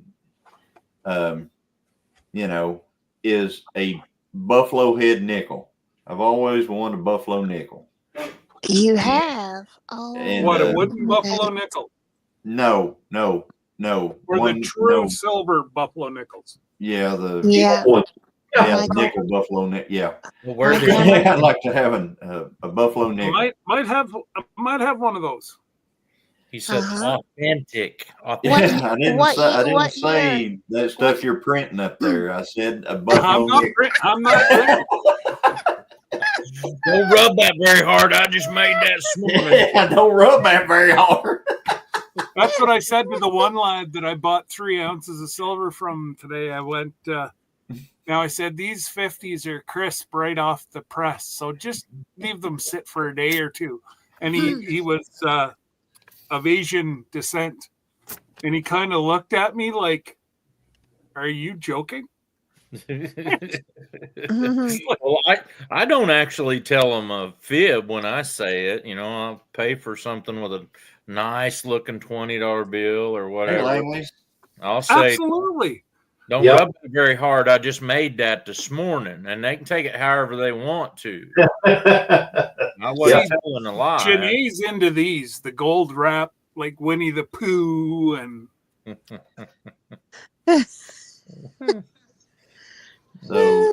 So Junior's down to 28 tonight. Well, Hey, y'all, I'm tired. I think I'm going to go to bed. I know you think, well, dadgum, it's only 8:30, but I didn't get to bed last night till 2:30, so we got to make up somewhere. goodness Well, gracious, yeah, that's true, eh? I can't believe you gave us some kind of warning. Did you run out of stories? Hey, Everybody- let's please build a Everybody at my homestead. church is much happier when the preacher's not grumpy. Well, that's why you got the faith. Just going to put it that way. But I did learn something that I did not know. And that is how you tell the difference between an alligator and a crocodile. Bye, It's Paul. the snout. It's the snout. No. No, No, It's easier than that. it is. Yeah, it is. It's way easier than that. You got One me of them- stumped. Now listen, one of them you'll see later, That'd be a joke. and the other one you'll see after a while. I got it. Later, alligator. After a while, crocodile. Oh, that's cute. Hi, Paul. He was cute. He gone. He gone. he gone. Hey, That's what he does. my last one talked about, he's got a bunch of $2 bills. Pay attention to them. See if you can't get some that are double numbered, and if they're not offset, Right. not centered on the when they printed them. Red Those seal, I mean, too. What do you mean by offset, Tony? What's if you that? if when you if Scott puts that bill back up, you've got Yeah. you've got Hang on.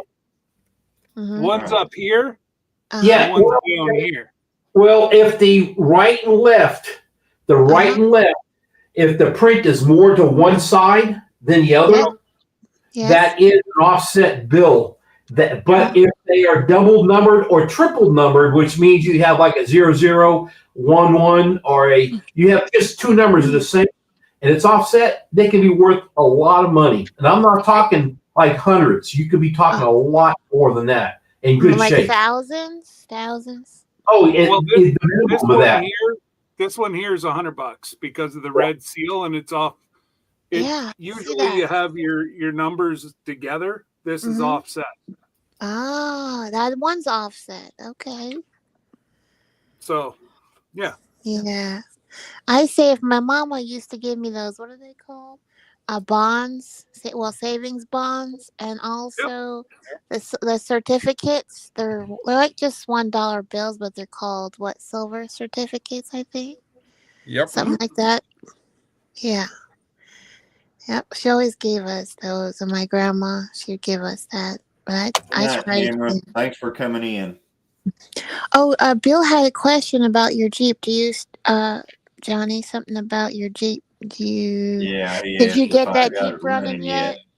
No, actually, I did not. And I'll tell you about the Jeep.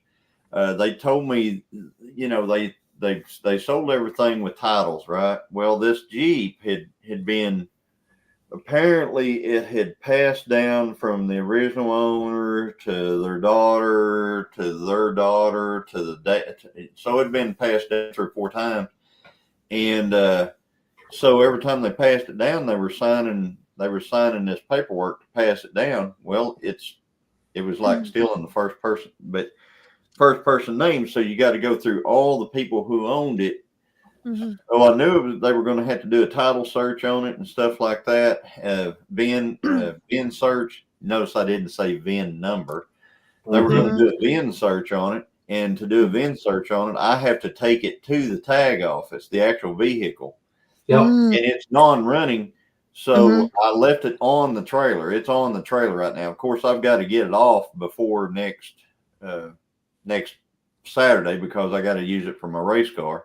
But I'm gonna one day this week, I'm gonna try to find time to run up there to the tag office, let them do a VIN lookup on it, and tell me what all's got to happen, and then the actual auction company said that what they do is they will get it up to date, so they will pay to get it up to date, and then all I have to do is buy the tag for me, right?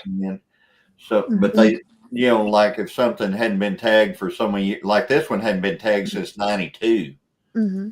So they said they'll take care of getting it up to date, and then I take care of it from on forward. I said, okay, well, I'll run it up there and see what they say we got to do, So I just left it on the trailer. But I am excited about getting it running, and I am going to get that running. You wait and see. I will make it run with that engine that's in it, and I will drive it. Oh, what make and model is that? 1960. Oh, is that a Willie? It's a Willys. Yeah. Yeah. Oh, awesome. So, it's a Willys. I actually have got a recovery video of actually going to get it. And whenever you go to an auction, whenever they set those vehicles and stuff out there, they don't roll them out there.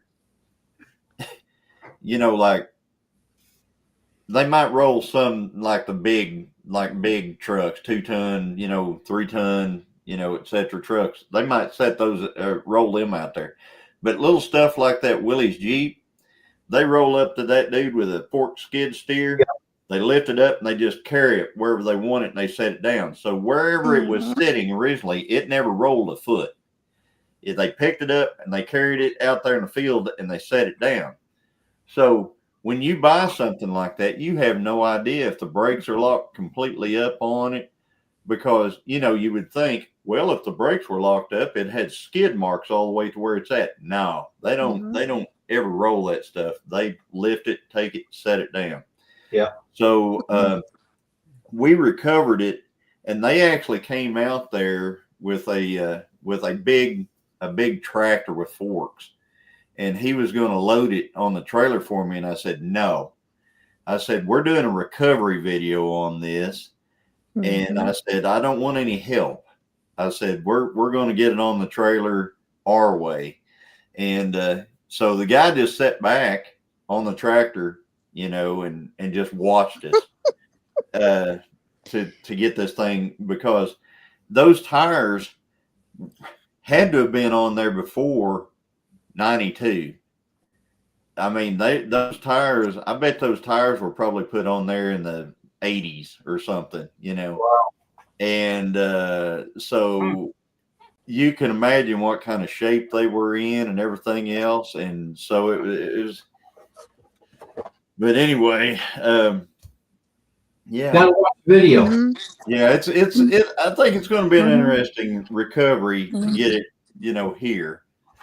And this little Willie's Jeep. I'll tell you what, if you're much bigger than me, you don't want to get in one of them to drive it. Yep. I you got in that check it thing. out. What the heck It's are got these? it's got a top on it. It's got a complete Oh. top and doors and everything on it. And that has, and I learned from the people who I got it from at the auction, that they had never driven it ever. And it was passed down. I think the lady's dad was the last person who ever drove it, and he took it to Colorado and used it whenever he was mule deer and elk hunting. He would take it up there with him whenever he went up there to hunt.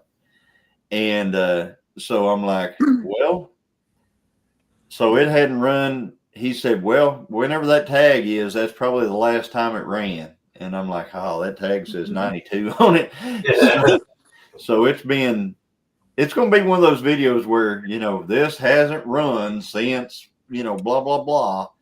I like a And it is blooper. locked up. So I can't turn the motor over. So Oh, I you got to free it up and then get it running. Mhm. So yeah, it's going to be a fun video. I can hardly wait to get started on it. Well, if it's locked up, you sure it's not stuck in gear and the clutch is No, frozen? it's not stuck in gear, because you'll see in the Video. you'll see in the recovery. Okay. So anyway, House Dog said, if you go racing next weekend, yes, that's great. Yes, I'm going racing next weekend. Next Saturday. Yeah, we're going, and we got a sitter. We either their car will make it here, or we have to pick them up. But we'll be there. Are you going to go have lunch at that restaurant, that barbecue place? I usually do. Yeah. What time do you think they'll be up there? Lunch or? I imagine I'll be there about 11. Okay. At the JL's? No, this is a Wild Horse Barbecue down by the drag strip. Right. So down just So is south this your of grudge? Dallas, all down there. Is that your grudge match next weekend then? I'm assuming if the guy shows up and wants to race, we'll race. Remind me, we got to bring some cash. See, he's it's his deal. He wants to race, and if he wants to race, I'm just gonna tell him, sure, I'll race you. I'll tell you what, it's $150 for us to enter this race this weekend. I'll tell you what, if I win, I'll pay your entry. If you win, you pay mine. That's a fair deal. I think that's fair. I'll throw Mhm. a couple $100 myself. Yeah. But anyway, we hope we can get down it. I was on struggle bus last time I was there. So I'm hoping it's gonna be a better track this time. Usually the track will come around depending on the day. Mhm. And if the track comes around, we'll be all right. Holy moly. 200 miles away. How Yeah. many? It's a 2-hour drive for me. 2 hours for you? Yeah, that's all right. It's an hour and That's not bad. it's probably an hour and 15, 20 minutes for me to get down there. I'd be Wait, 2 hours come back today. to Ark City. Hi. Go ahead. You go. You talking? Oh, I was going to say I'm waiting for whenever you come back to Ark City because that's an hour away from me at the most. Well, that'll be Bill should be says it's 4 to September. 5 days. September. Oh, Yes. Bill wants to come too, Johnny. 4 to 4 5. to 5 days. They drive 4 to 5 day drive. Bill. Aw. Well, unlike Tony, who has Angie that can take care of Willow and Coda, I have a 17-year-old rescue dog and 199 miles and then 2 hours and then all that. Yeah, I'll have a mess to clean up when I get home if I can do that. Yeah. Can you bring them with you? Oh, she goes with me pretty much everywhere I go. It's just that Yeah. if I come to meet with them, that's why I was going to go down to what was it, JL's, but I couldn't do it at the time. It's you can't bring your dogs around there. I mean, you might be able to keep them on chain, but what are you going to do with them after a little bit? You got to put them in your truck and it's too warm. Can they fit in your lap? Can they fit Oh, in your no. Sit in your lap. Oh, Yeah, I could see Tony and Angie with them dogs in their lap. my dog wouldn't sit in my lap. She would, and plus the noise level would be, and all the people, she would be going nuts. Well, Tony has and Angie have the Huskies, right? Y'all have the 2 Huskies. Yeah. Well, Coda's husky in Great Pyrenees. He weighs about 100 pounds.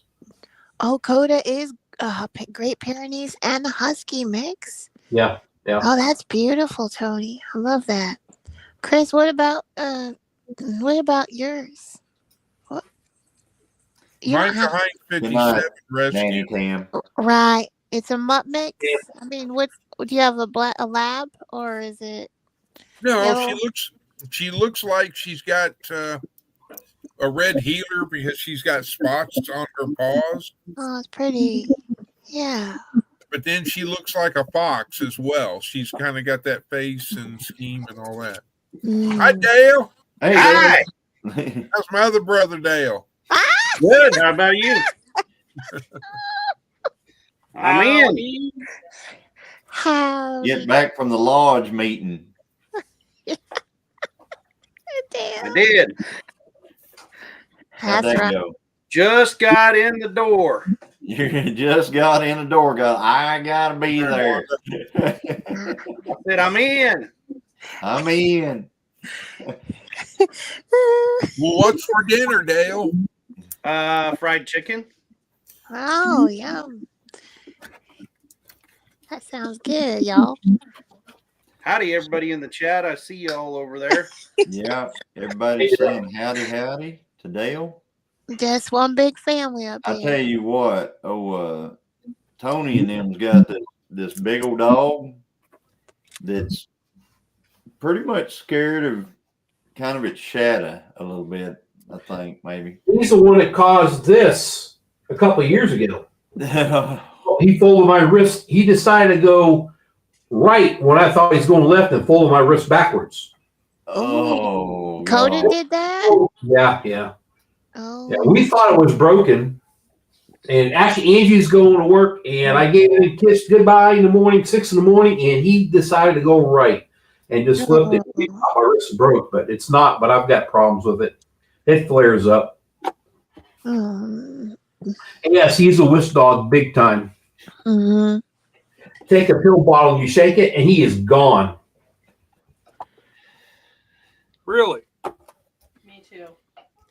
I tell you, Dale, I was going to tell you, I have completely watched your video from beginning to end. Oh. I have not commented yet because I was actually driving down the road watching it. But I saw all the items that you got for $140. Yep. You did a good haul on that stuff, and I really enjoyed the video.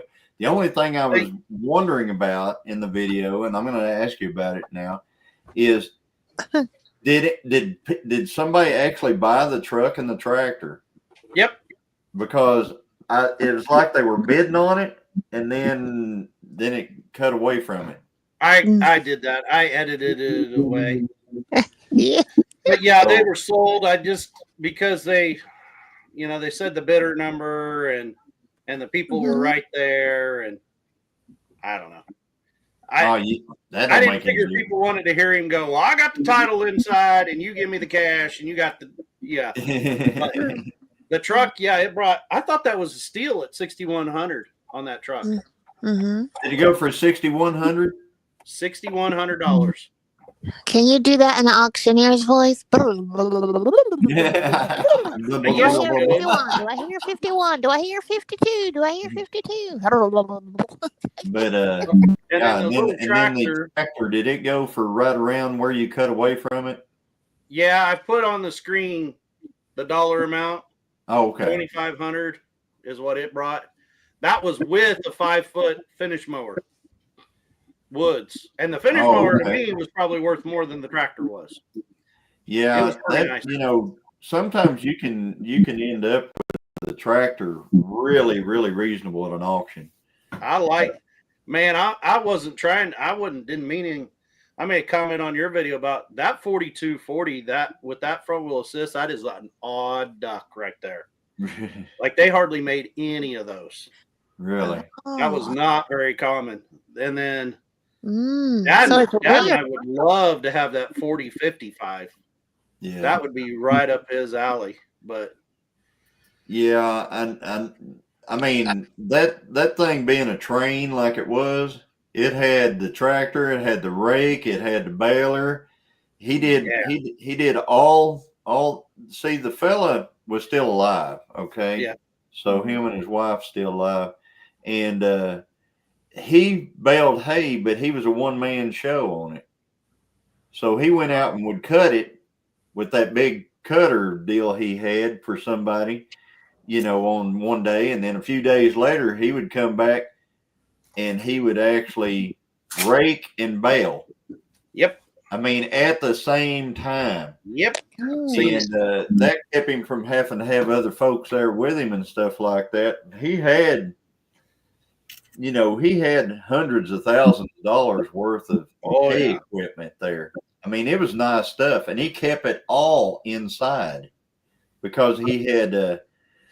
I didn't show it on the thing, but you're not going to believe this.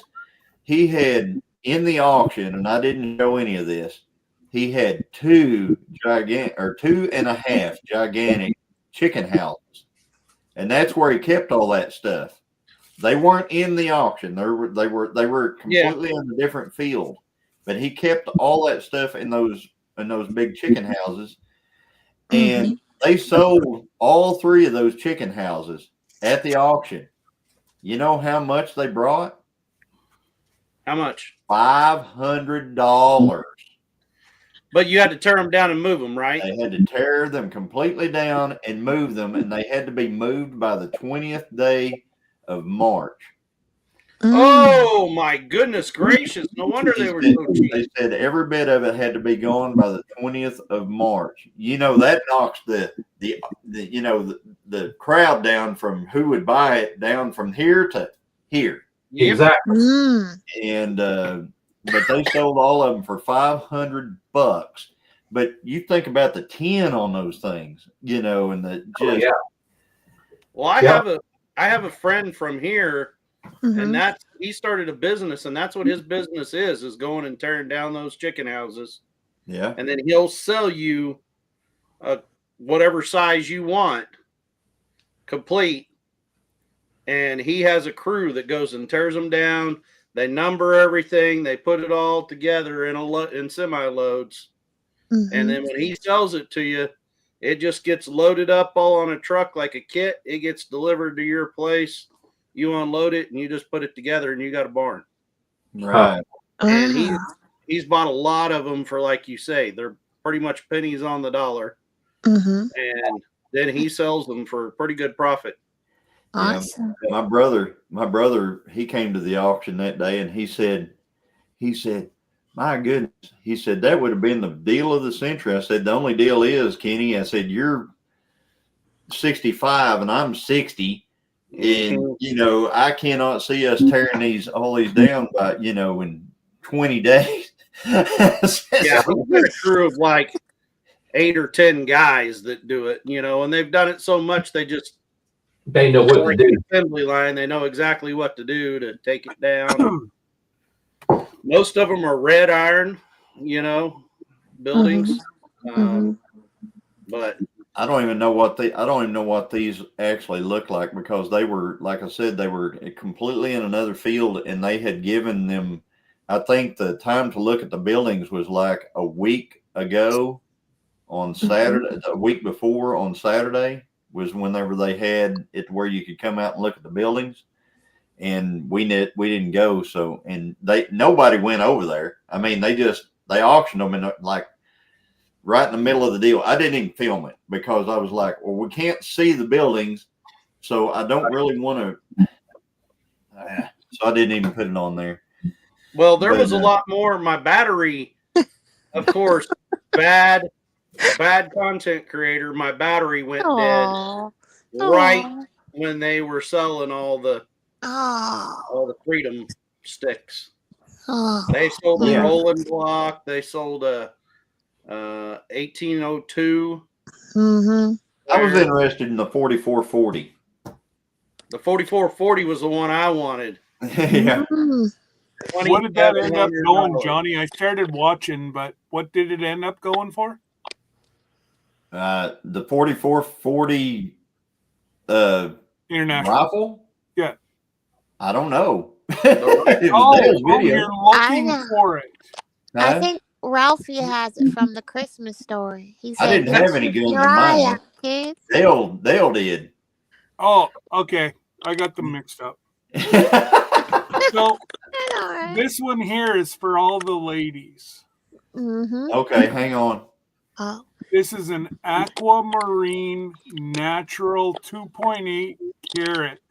Pick it up out of Colorado. Up a little bit. There you go. Johnny, I'll bigify you. So it's $1,000 for a quarter carat. This is 2.8 carat. Wow. I won it There for you go, $100. Amy. Won it for $100. Really? Awesome, Scott. Well, here's right now I deal. can download this for $5,000 like that. Tearing, Lauren says they are proficient at tearing stuff down. Yeah. Yeah. Okay. I'm proficient at tearing it down with the bulldozer. Yeah. You're real good at that, Johnny. But as far as taking it completely apart, no, I'm not into that. But yeah, my battery went dead right after that one. How many batteries do you have? I only have one. Does that have to be Get on Amazon. a GoPro? Yeah. Yeah. Oh boy, yeah, okay. Yeah, you know how many batteries I go through at an auction? All of them. I carry 5 batteries with me, and I'll go through all of them. On my I GoPro always too. have 2 charging in the truck. So I did get a media mod for my GoPro 10. They'll go faster now. That's what I was afraid of. Yeah. The media mod will make it go faster than it does already. And it's not very easy to change it out. It doesn't, like, I don't know, maybe they wear in, but man, I can't hardly get mine in and out of that thing. You guys, I ended up having to use a little screwdriver when I had mine. Hey, pop the thing off. My GoPro 10, one time, that little tab, that's the chintziest little tab ever on a GoPro battery. That little tab that you grab to pull them out. Yeah. And I ripped that thing out, and the battery swole up in the GoPro. Yep. So I couldn't get it out. So I was sitting there digging at it with a pocket knife, trying to get it out, and I poked a hole in that battery, and that battery went to smoking just like crazy immediately. So I took the GoPro out there and set it on a rock out in the front yard, like 30 yards out in front of the house. Because I was like, that's going to burn our house down if I leave that in our house. You know, it's a lithium battery. So I put it out there on that rock and left it out there for a week. And, you know, I thought it was done. I thought I was going to do a Tony video with it, which is, you know what that's like, a Tony video on the GoPro. Yep. So I happened to be talking to a friend of mine down at the machine shop about it. He says, I can get the battery out of it. I said, and not tear it completely up, because I said, it's swollen up. It's smoke. I said, it got hot and started smoking and doing all kinds of stuff. He said, yeah, I can get it out. So, okay, I'll bring it to you. So I took it down there to him. And the next day, you know, at that time, I was eating lunch with these guys about every day from the machine shop. And he goes, yeah, I got your GoPro fixed. I got the battery out of it. I said, really? I said, you didn't tear it up? No, not at all. So it's the GoPro. It's one of the GoPros that I use all the time now. That's steel.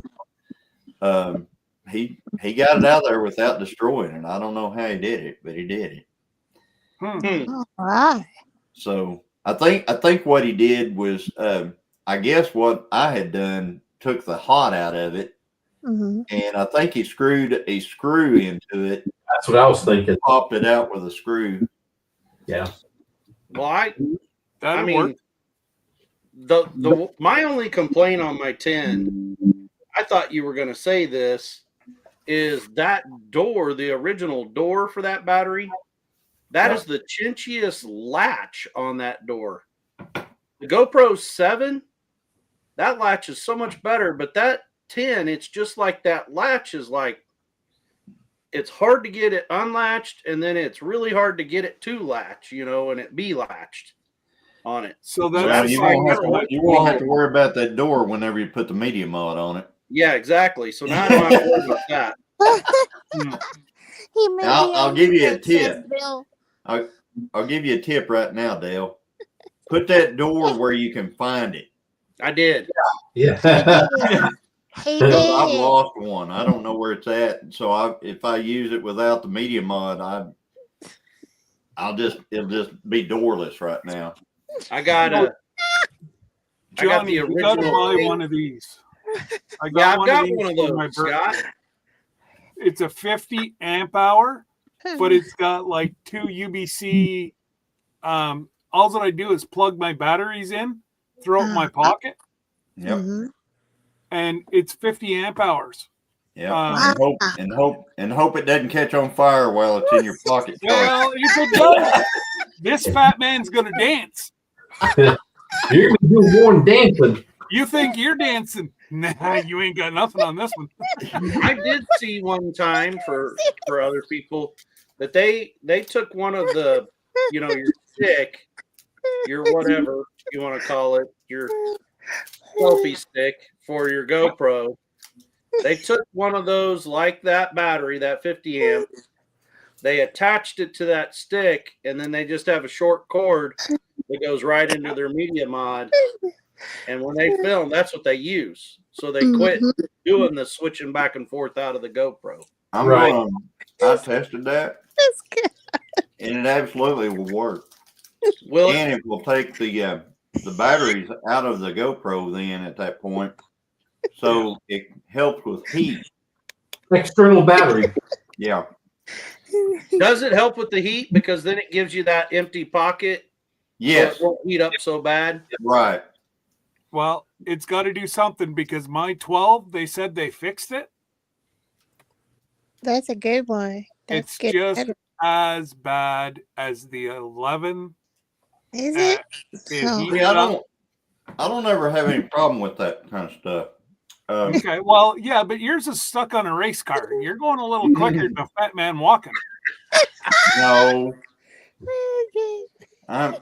Sometimes they're stuck on race cars, but like when I'm in an auction, I'll video for. I'll use a battery from completely full to completely empty. Okay. And it never shuts off. And You that's can- just walking around. And it gets hot sometimes, you know. You But darn I've tootin' not it had any does. problem. Grow pros. They do, Bill. Actually, I was thinking about getting the external battery, but my camera just said to get it. It quit working. So Mhm. I'd like to have your 10. Mhm. actually, I wish I kept it because I would have framed it, put it on the wall. Yep. Yeah. I like my 10. Angie, that's I Dale's. like Dale. the camera. I like Dale? filming with the camera. I just hate the editing. It's Dale's turn. I love the way Dale says Angie. You know, I Angie. do miss the GoPro because I thought I did love the camera. I didn't have a problem with editing, with using it. I love the camera. Problem I had was I never known when it was shutting off. It was doing that telescopic stupid thing. Okay. Fudge. What Dale? Yeah, I got a story about that. We have to bring it into Johnny's now. In these Atkins bars, Yeah. Christine found out that, you know, if you go to Walmart or you go to Reese's or somewhere to buy these, they're high. They're like What? they're like $7 for 5 of them. Okay. But if you order them online, you can get 10 for about the same price you can get for 7, you know, for 5 at the grocery store. So she ordered 2 boxes of them that had 10 in each. This little bitty dog, the guys drop the stuff at our gate, right? It comes online, it comes from a truck. They drop it at our gate. They throw it down there, whatever they do.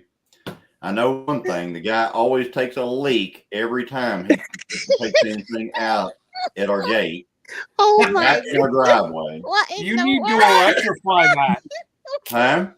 You need to electrify that. So, but anyway, Oh my goodness. so they put these boxes out there, right? Well, this little bitty dog comes along and rips into the boxes and eats Oh. 19 of these candy bars. No. And I'm he's still talking a living? dog about this tall. Eats Oh my. 19 of these Atkins candy bars.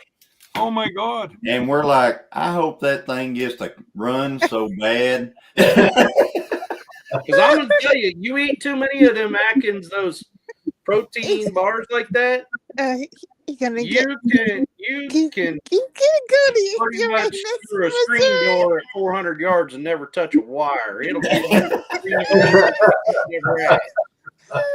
Yep. Yeah, I'm like, holy cow! I mean, I was aggravated. Good night, James. Night, He's James. falling asleep y'all. on us. At 9 o'clock, he's falling asleep. Nighty night. Nighty night, James. See you in the morning. So, but yeah, that happened, and if I'd been thinking, I'd have probably filmed it, but I didn't. We took pictures and sent them to the people who shipped this stuff, and said, "Hey, we didn't get it. The dog ate it before, you know, they threw it out there." That would have been a good video. Oh my goodness. I may have to build something to put these packages in. Well, you know, that's what there's a couple. I know several people. They put like a job site box, those job boxes or whatever, or something like that at the end of their lane that they put that stuff in. But you know, we used to get all our parts delivered by a company at early hours in the morning, and we had a job box outside the building, and they only knew the combination to the lock and us. You know what I mean? So they would come and open it up and put the stuff in and lock it back. Right. Well, I'll tell you what, one of the things that aggravates the far out of me, I think this guy is some kind of a whoever's delivering our stuff is some kind of a pervert or something. Oh my Because goodness. right on both sides of our gate, I have video cameras in use. You're on camera, and he takes a leak in our driveway every single time. That's disrespectful. Every Oh, time. goodness. Oh. You got to blooper him out, Johnny. He needs to get in the newspaper. Okay, man. Yeah. Amazon going to start requiring boxes. Well, it wasn't just saying. We read something, and I'm going to say it's like 2 weeks ago. Amazon and another shipping company, because there was so much and things getting stolen, they were wanting to start requiring you to have a box to drop stuff in as security, so you don't have to worry about it no more. Oh, really? Yeah. Well, the Even a way out where you are. Huh? Even a way out where you are. Oh yeah. the guy with the crush on Johnny Bill. Back like a year ago, we had an Amazon that was delivering out here with some people following him, and every time he made a drop, he picked up everything. It went on for like 2 weeks, and they finally caught the guy by accident. And in his ditch behind his home, you can find all the old boxes and everything that he had in there. He was taking.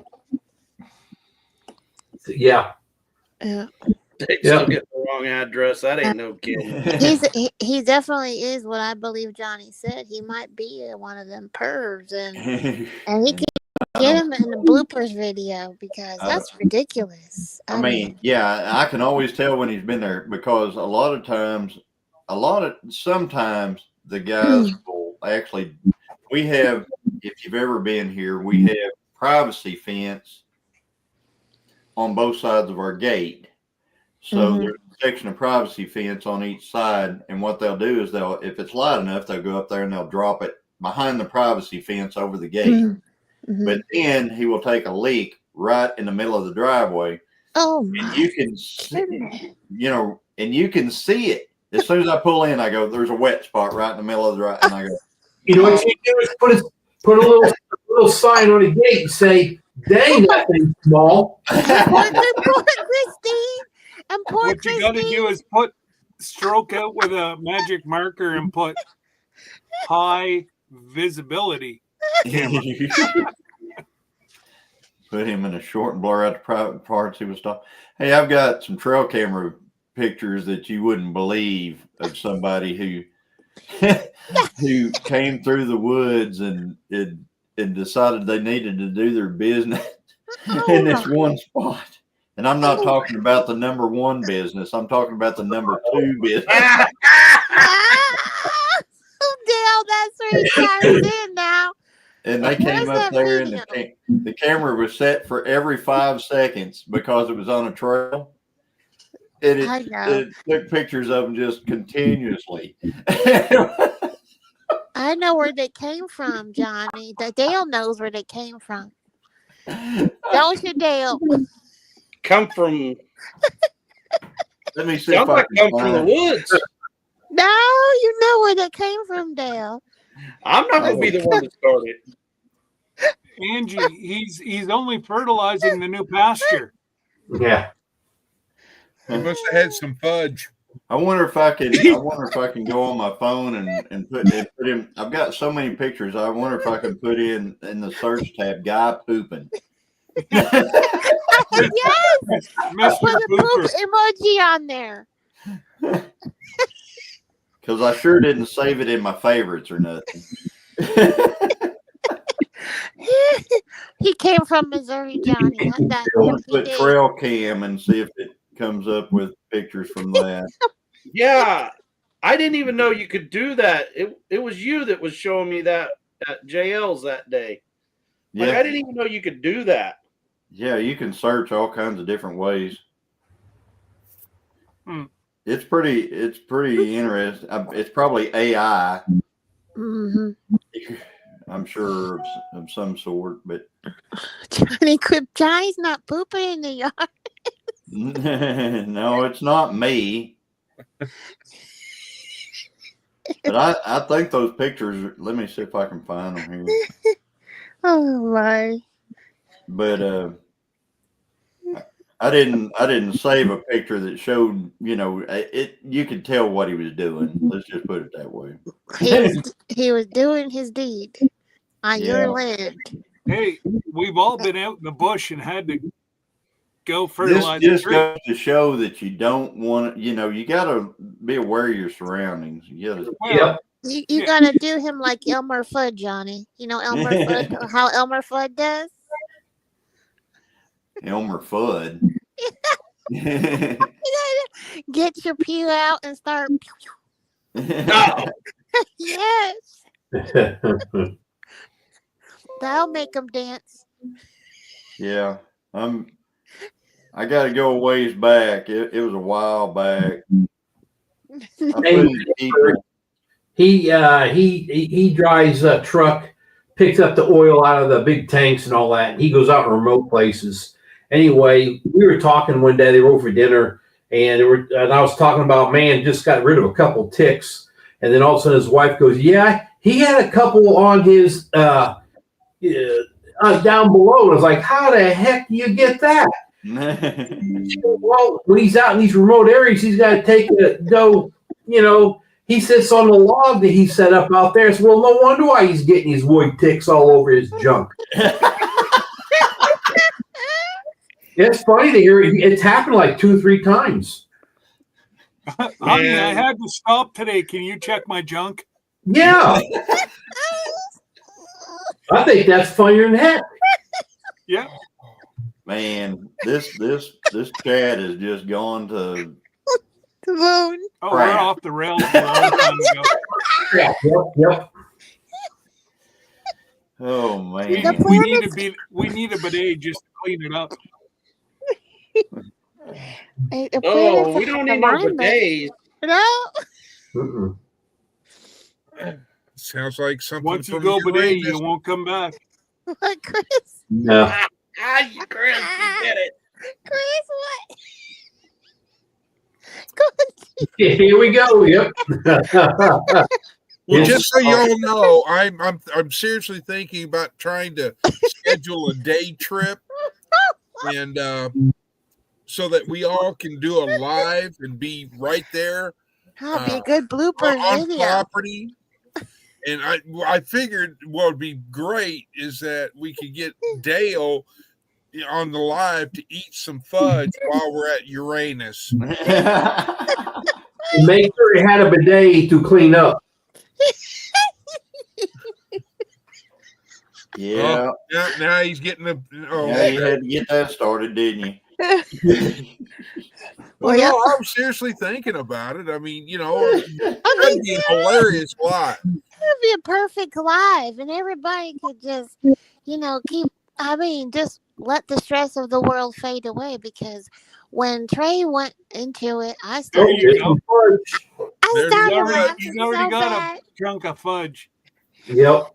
Well, that's the reason why I selected Dale to do that, because I knew that Dale likes fudge. Does he like it with peanuts or butterscotch, caramel, or double chocolate? This one has pecans. It has nuts in it. Yeah. I'm not saying anything, Johnny. There's so many ways to go there. He's but got we're real just fudge. gonna discuss it. Y'all, he's got real fudge up there. That's not Man, we've big. had a bunch of trail camera pictures of people. I'm going through here and had a ton of trail camera pictures of folks in the wood, down there. Johnny, that will make great bloopers.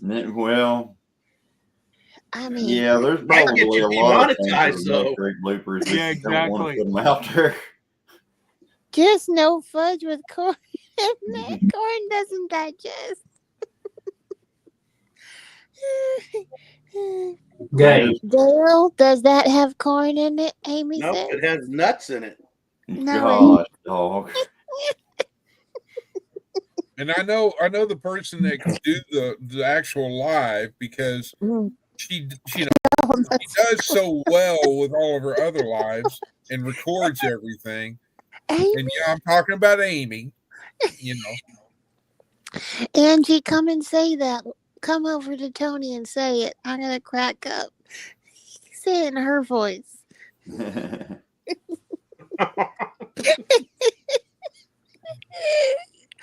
She's over here laughing. I can hear her laughing. Yeah. I mean, she's cracking up right now. I can hear her. We can hear you, Angie. Come on. Christine in here too. Christine needs to be in here cracking up with us. Oh boy, we've gone down the rabbit hole. Yep, exactly. Uh-huh. Quite a bit. I'm still trying to find this. Alice in Wonderland. I couldn't believe it. We were down the yellow brick road with the Wizard of Oz before. That was over in my country. Yeah. Yeah, Well, it ain't Kansas anymore. No, that was my grandma's favorite movie. Actually, that was the last movie I saw with her when she was in the hospital and she passed on. I've heard that. Uh-oh. Yeah. Heard that. Hey, heard that? That's Julie. Hey, Julie, how Hey. you doing? Randy Thanks for can't coming be too in. far away. Yeah, he usually shows up right after. I'll tell you what, I don't know if you want to get in on this conversation.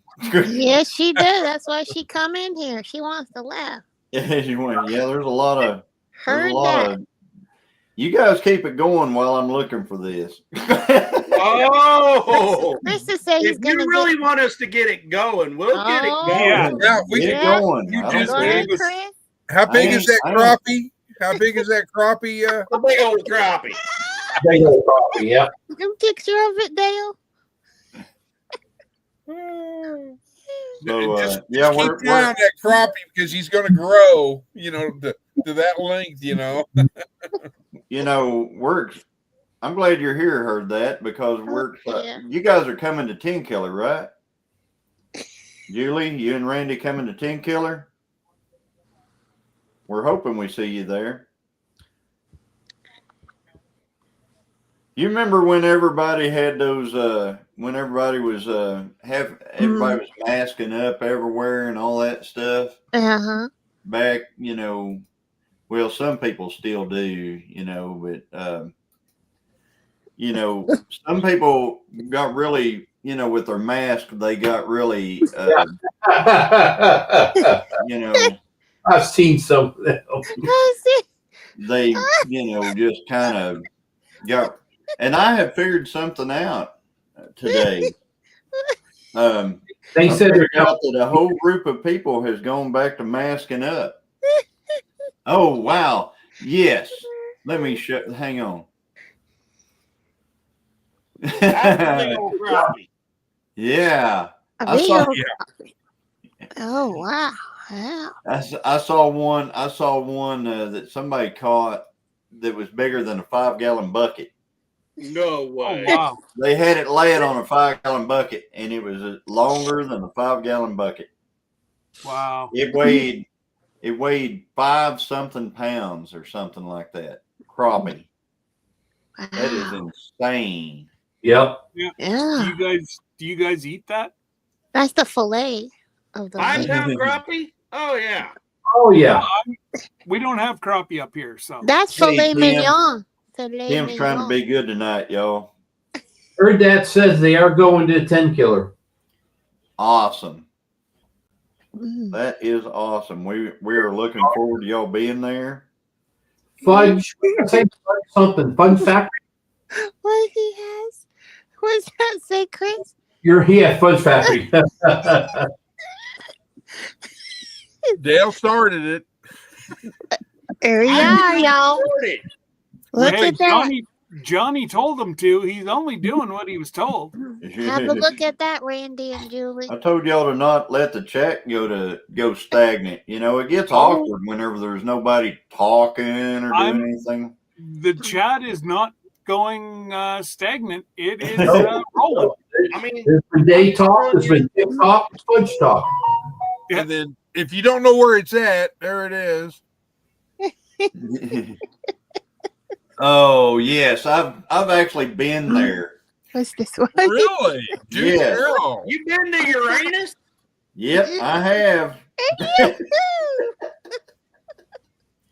And did this happen, Johnny? Where is Angie? Get her up here. Oh my Heard that goodness. outdoors. I bet Oh, you heard see, that. we knew Randy wasn't that far away. What's that? Hey, guy? there he is. There's Randy. Hey, Randy Good and to see you, Julie, do Randy. y'all know the Hey, best Randy. fudge in the world comes from Uranus, We'll pack your. Missouri? Whenever I said keep the chat rolling, I didn't really mean to talk about Uranus. You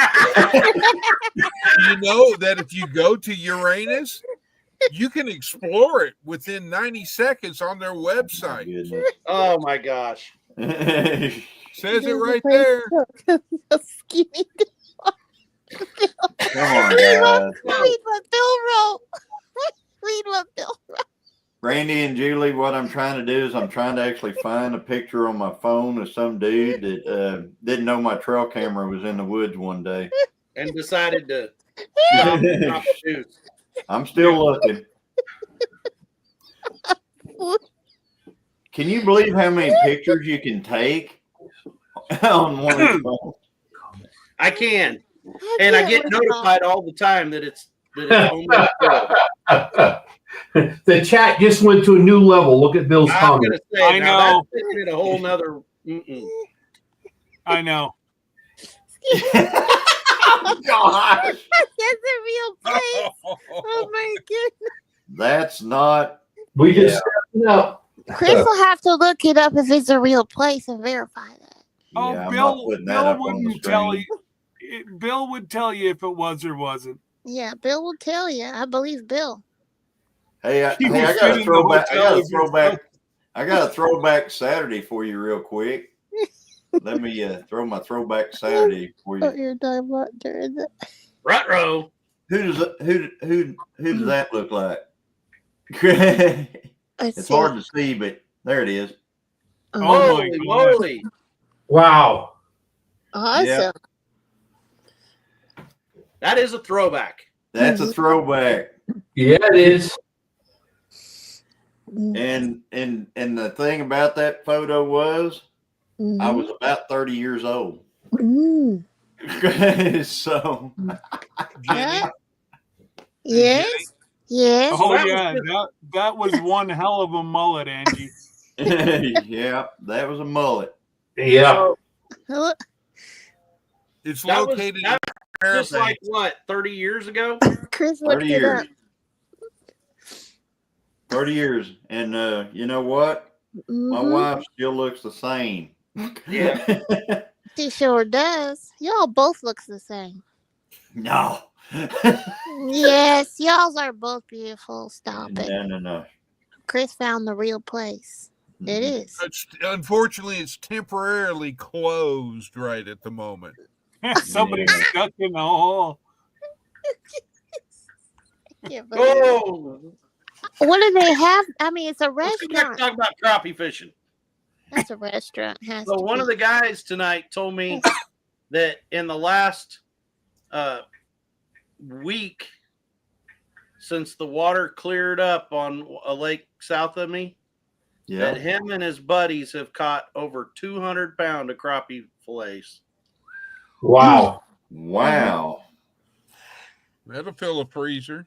Yeah. So I'm taking you don't have any There's a woman regulations who's on crappie then? at work, sir. Yeah, you can catch like 40 or 50 a day in this lake. Yeah. Oh, okay. Well, aren't they a nuisance fish? Like, No. no? Fish fry. Crappie? You Oh, they're know, the fillet. They're I'm Well, like fillet. I excited. say, I'm only asking because we don't have them up here. So I'm actually excited to go fishing in our pond because I stocked our pond 3 years ago, and I haven't fished it in a long time. The last time I fished it was like the first year that I stocked it, and all I caught was some bullhead catfish, and I caught a couple of the channel cats that I had actually put in. Yeah. But I put a bunch of crappie. I put a bunch of we call them brim. Mhm. But I put a bunch of bass, and I put a bunch of channel cats in there. So I'm hoping that I can catch a crappie out of there. That's what I'm wanting is Mhm. crappie because really great to eat. All right, fishing Oh, video. really, Bill? Finally, Johnny. Do what? Fishing No, video. fishing video. Yeah. Yeah. Yeah, it'd be me out there pulling another bullhead off the line and throwing it on the bank behind me, going darn, darn, darn. Yeah. Wrassing, frassing. Well, you know what they say: a bad day of fishing is better than a good day of working. That ain't no Amen. kidding. Heard that. I'm gonna tell you, them little bullheads, like you're talking, them little like 6-inch long bullheads or whatever. Yeah. When I was a kid, my grandma, I got to telling her that I was catching bullheads on the creek, you know, Oh. on the creek that was between their house and our house. Yeah. And she says, "Oh, honey, you bring me several of those, like 10 or 12 of those." And she says, "I'll make you something good to eat." I'm thinking, why am I going to take these little trash minnow, basically little big fish, to my grandma? So I did as I was told. I brought them up there in a 5-gallon bucket, and she takes me out there to the chicken, you know, butchering stump. Takes her machete she had stuck there, and she cuts the head off them little bullheads, and then, you know, eviscerates them. Then she takes them in the house, and she rolls them in flour and cornmeal and grease, and she fries them whole. Oh. And I'm gonna tell you, they were good eating. Back then, they didn't have good eating. Yeah, they didn't have a choice back then, right? They made everything taste good. She loved the tail on them. Crispy. Really? She'd fry that whole tail up, and she says like eating potato chips. She loved it. Yeah. Yeah, we used to eat the tail all the time. And they're crunchy. You know. Yeah. Yeah. You're right. They're like a tater chip, but you can eat them. I mean, don't get me wrong. I wouldn't go out of my way to go eat it, but it was edible. Is that better than the? We did. Yeah. Whenever I was a kid, you know, Dad would send me. You know, I grew up in a weird time. He only gave me, like, I had this 22, right, and it wasn't actually mine. It was my brother's. But Dad would give me just a few 22 shells, and he would send me out to hunt or whatever. And if I brought back game, he only doled out a few shells, so every shot had to count. Let's just put it that way. So you wouldn't waste them. Yes, because he knew if he gave me a box of 50 22 shells, I'd be out there just popping away at everything. So he'd give me like 3. And he'd send me out hunting, you know.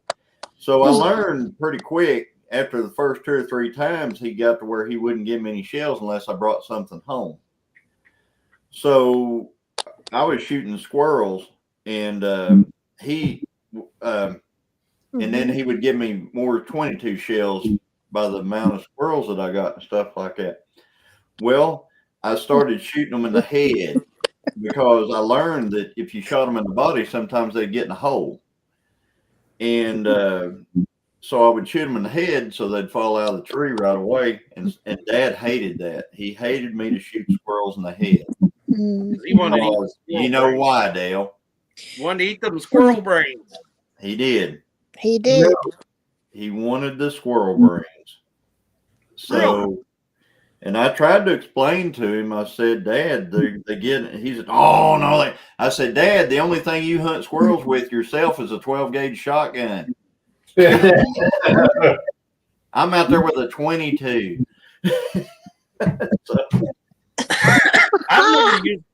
I've never used a shotgun to hunt squirrels before. So I wasn't until I watched a video, I was like, well, that looks way easier than trying to hit a squirrel with a 22. It is. The only deal is you're eating that old squirrel and Spit that pellet out. Ain't no different than pheasant, though, you know. No, I don't know about you, but when I go to cleaning a pheasant after or quail or anything, man, I'm combing through that thing like a fine tooth comb, you know, trying to make sure I get all them pellets and, you know, and everywhere that a pellet goes in, it carries feathers in with it. Yes, it does. You're absolutely right. So you got to dig all that out of there. Talk about tooth. We told everybody earlier on Rainy Ridges live, but we had a tragedy here last night. Our rooster that was like 7 years old, Mr. Fluffy Pants, great big old blue copper Moran rooster. Oh no! He become raccoon buffet last night. Uh-oh.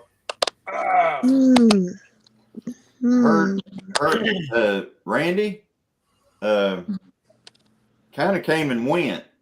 It came and went. It came and went. I didn't do any pheasant hunting this year. But yeah, it came and went. I have shot pheasants before, though. And I'm serious. I'm gonna set up because I want my bucket. Well, on my bucket list is prairie chickens. Oh yeah, and pheasants, of course. Prairie chickens. I got a lead on central to western Nebraska walk-in areas of hunting them. So I've already talked to my cousin and my dad, and I'm in. Yep, that's the plan. We all talked about it, and I said something about it, and Dad's like, well, you set up a big deal, and so a bunch of us can go. I said, all right, I'm going to work on it then. So, you know me, I'd be in. I'm good on that stuff. I like to hunt stuff like that. I like the looks of the country. Some of the people that have told me about it and everything, and they show me it's a lot of sand hills country that's like not that grass that's clear over the top of your head. It's a lot of, knee to waist high,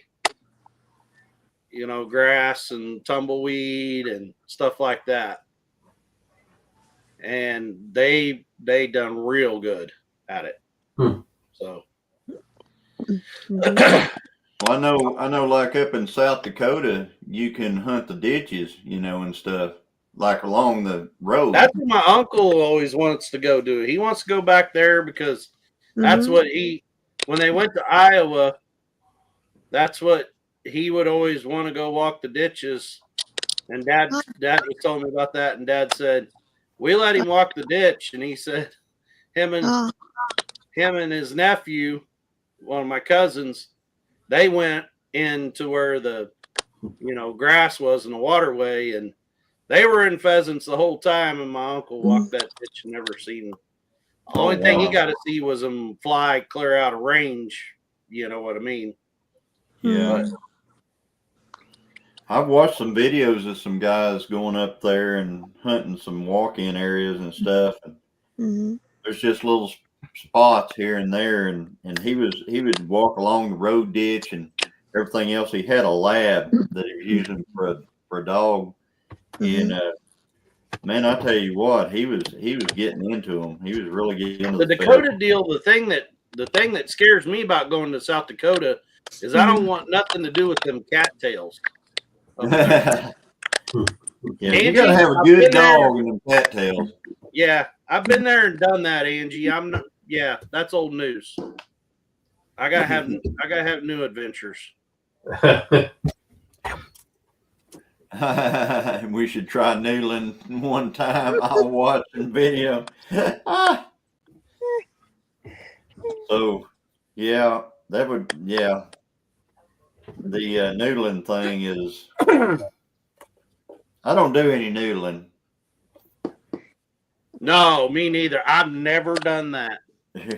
Sorry, I just can't see myself sticking my hand into a hole, especially down there. Be where- careful. Listen, we're already long gone there. I was just going to say, I'm not putting my hole down Uranus. Come on, guys. Chris, So, you still have a fit. But Man, now I'm wondering where my pictures went. Oh, I found them. I found oh, them. he found it. I found them. After I was gonna say after an hour and 45 minutes, By I got a yourself. guy having a squat. Let's see this.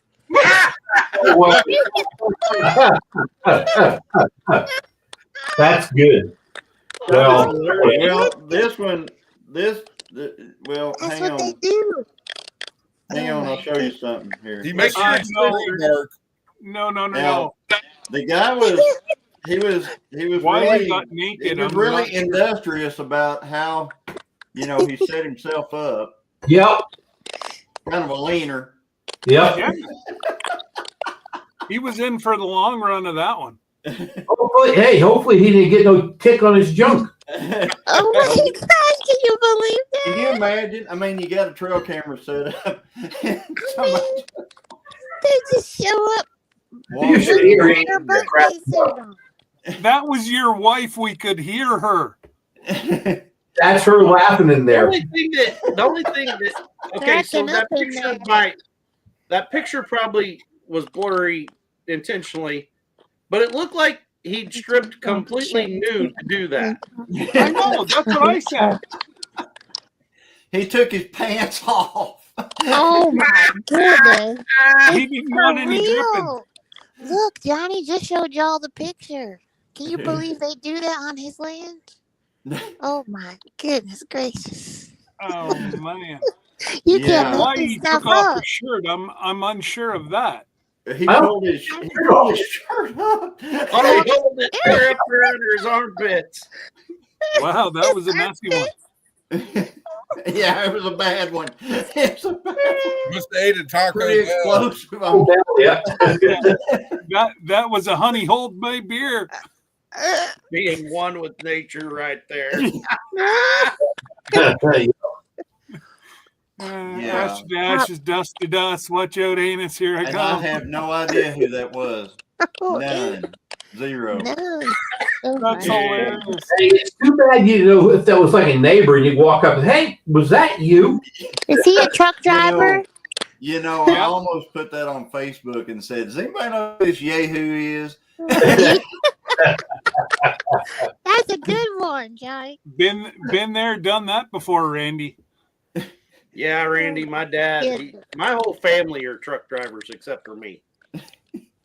I can't even begin to count how many times that Sunday. all of a sudden the Jake brake would come on and they'd kick it in neutral and we'd come to a stop along a highway and I'd be like, what are we doing? You're And you doing know how nothing. awkward it is to be the guy sitting in the passenger seat while the driver gets out and goes between the duals and the trailer. Hey, I want to tell you one that happened just recently here. Mhm. So one morning I drove out of our driveway and I looked back to see if anybody was coming from the other direction. And I saw something in the road, and we own the land on both sides of the road, all the way down as far as you can see down through there. So I look over there and I see something. I see these white papers on the right there Yep. on the Oh my God. and I'm like, what is somebody threw some trash out right here, And I always pick up the trash all the way up and down the road along our property.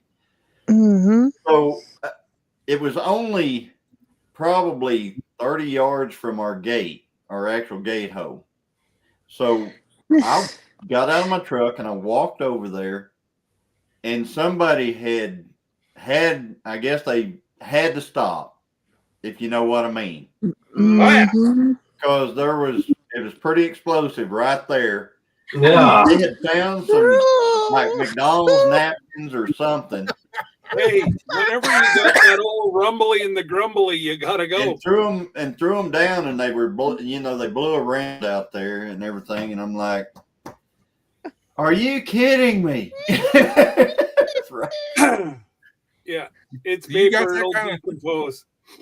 I'm with Bill though. I bet you left that trash. You didn't pick that trash. No, I didn't pick it up. No. It becomes compost pretty quick. Yeah, I Yeah. pretty much wasn't touching that stuff. I did get a stick and kind of flip them over into the Ditch. actual ditch itself. It's got a deep ditch on one side. That Uh-huh. way, the next rain that comes, it would kind of go on. Oh my Sharing, goodness. sharing Back the water. into your Nature's flush. yeah. Yeah. and that's why my water tastes funny.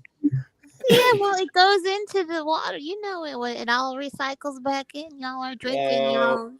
Some of your own. That stuff to me, I don't get freaked out. I mean, It'll all of dry our up. water here is surface water, every bit of it. Mm-hmm. You know, Yeah. there's thousands of heads of deer and birds and everything else. Cattle, yeah. Cattle. September, May, By the time that it gets done, gets treated, and by the time it gets to you, I mean, the chunks are out of it by then at least. But As damn, long how as many you don't have times to chew your water, you're good. I would have taken a picture and posted it online. Who did this? It was pretty bad. I mean, we've all been there, where we've had to go to a public restroom somewhere, and I'm sure the ladies have to do it a lot more than, even us. But you'll go in there and you'll go, how in the world did that happen? I mean, there's a lot of times whenever you walk in and you're like, That's right. how'd that happen? Yeah, I can't even begin to count how many times I've walked in on a mission, got to the doorway of the stall, looked in, and thought, nope, I'll just mess my pants.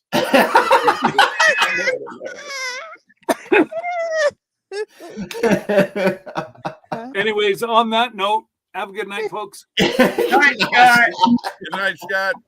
Hey, Thanks Scott. for coming in, buddy. All right, we'll talk to you after. Bye-bye. I'll never forget. Lisa and I were on a trip to Colorado to pick Thanks, up Scott. my oldest sweet. son. Mhm. You know, and we'd leave at like 3:00 in the morning, and we'd make a trip out and a trip back in one day to pick him up. And I told her, I'm like, we're gonna have to stop at this next gas station. I gotta go to the bathroom. So I pull in there, I go in, I come back, almost immediately, get in the car, and she's like, man, that was quick. I said, we gotta find somewhere else. There's a bathroom right here. I said, I'm telling you, woman, I don't care if you pay me $1 million an hour. I'm not going back in that place. I can't even imagine how bad it was in there smelling. Like it must have stench. Like, well, I mean, and from listening to my wife, the women's rooms get just as bad. Well, that same boy, now that he's an adult, he worked as a custodian for a school around here. And he told me, he said, man, Dad, I used to think guys' restrooms and locker rooms were nasty. I don't even want to know. He said, now I have to clean them. He said, they ain't nothing like a women's. And he goes, it's not the one that the younger generation. He said, it's the older one, like all the, the adults that's the problem. And I'm like, you gotta be kidding me. And he's like, I'm telling you. I would have taken a picture and posted it. So I they would have just taken a picture and posted it. Yeah, that nobody need to see that. I'm telling you. No. It's like, Did you want me to Google it? Yeah. I bet Johnny has a lot of I'm those joking, Johnny. pictures from Yeah, we can talk about people something other coming on it. bastard talk now. Let's move on. Yeah. Yeah. But in defense, But- we haven't really lost that much of the chat since before we even started. I think we were at 29. We're still at 29. So Yeah. we kind of held the view straight. There you go. Evelyn knows how to change the subject. Yes, there it is, Evelyn. Tenkiller Meetup, April 25th, 26th, and 27th. See all that down there? The below Dale? Yep. There Yep. you go. And you Below want to Dale talk Chris. about clean restrooms. Yes. Every time I've been there, that facility has been nice. Yes, absolutely. It's been good there. I think they check it every once in a while. Oh yeah, I was saying earlier, I found the whole crew of folks that are now masking back up. Oh yeah. Yeah. Have you noticed that? Where? Huh? They ain't here. No, I mean there's a certain demographic that is masking back up. Yes. Weird. That's Have you weird. seen it, Tony? Yeah, and what makes me laugh is these people. Some of them are driving their cars, or they're just walking in the stores, and I'm like, or Walmart or whatever, and they're fully masked up. I'm tight. And I'm like, what are you doing? Oh my goodness. You're not with me on what I'm talking about, Tony. Okay. He has a It has to do picture. with ice. Oh, okay. They're masking back up because facial recognition software and stuff like that. AI. Yes. Mhm. And, Department of Homeland. so I was at an auction today, and a whole demographic of folks who really couldn't speak where I could understand them was all masked up. Every single one of them. Really? Yep. Mhm. So anyway, I'm just saying. It'd be weird to wonder what they purchased. You know? Underwear, Oh, they- because that's what they're putting on their faces. Just whatever. Well, I know it's something that they didn't want no one knowing that they're getting. I even heard one of them say that he couldn't purchase because he didn't have any kind of ID to show them to get a buyer number. So when he wanted to purchase something, he would find somebody with a buyer number, and he would ask them to purchase things for him, bid for him. Really? Yep. Because he had no ID. Wow. And I'm just saying, yeah. What they don't realize, eyes facial recognition can identify with just the eyes showing. Right. Yeah. I'm gonna tell you, they're not smart enough to figure out that thing right there could recognize me and unlock with one on. So can facial recognition. Yeah. All the Because way up. your phone would unlock by looking at your picture while you're wearing one. How would I know? Because I had to teach with it. Yeah. I could just look at my phone would unlock. Yeah. I have to reset anything, nothing. So Yeah. There's no regulation for AI though. That's just the thing. But anyway, but I watched him go. He was just looking for somebody to purchase things for him, and he would just get right in the crowd where something was, and then he would ask them. He said, "Would you, basically bid on that?" And I was like, "Wow." I saw some interesting stuff today. I don't know if I caught that on video. I might have. I did catch a younger Amish fella going through a box full of romance novels. Oh my God. What are those ones that the women all like to read that it's got that Fabian on it. guy with the long flowing hair and That's all this that stuff. Fabian guy on there. Yeah. Yeah. Reading, and he was really intent on these books and this deal, and I was like, Oh my goodness gracious. Wow. And I did get that on video as I was walking by.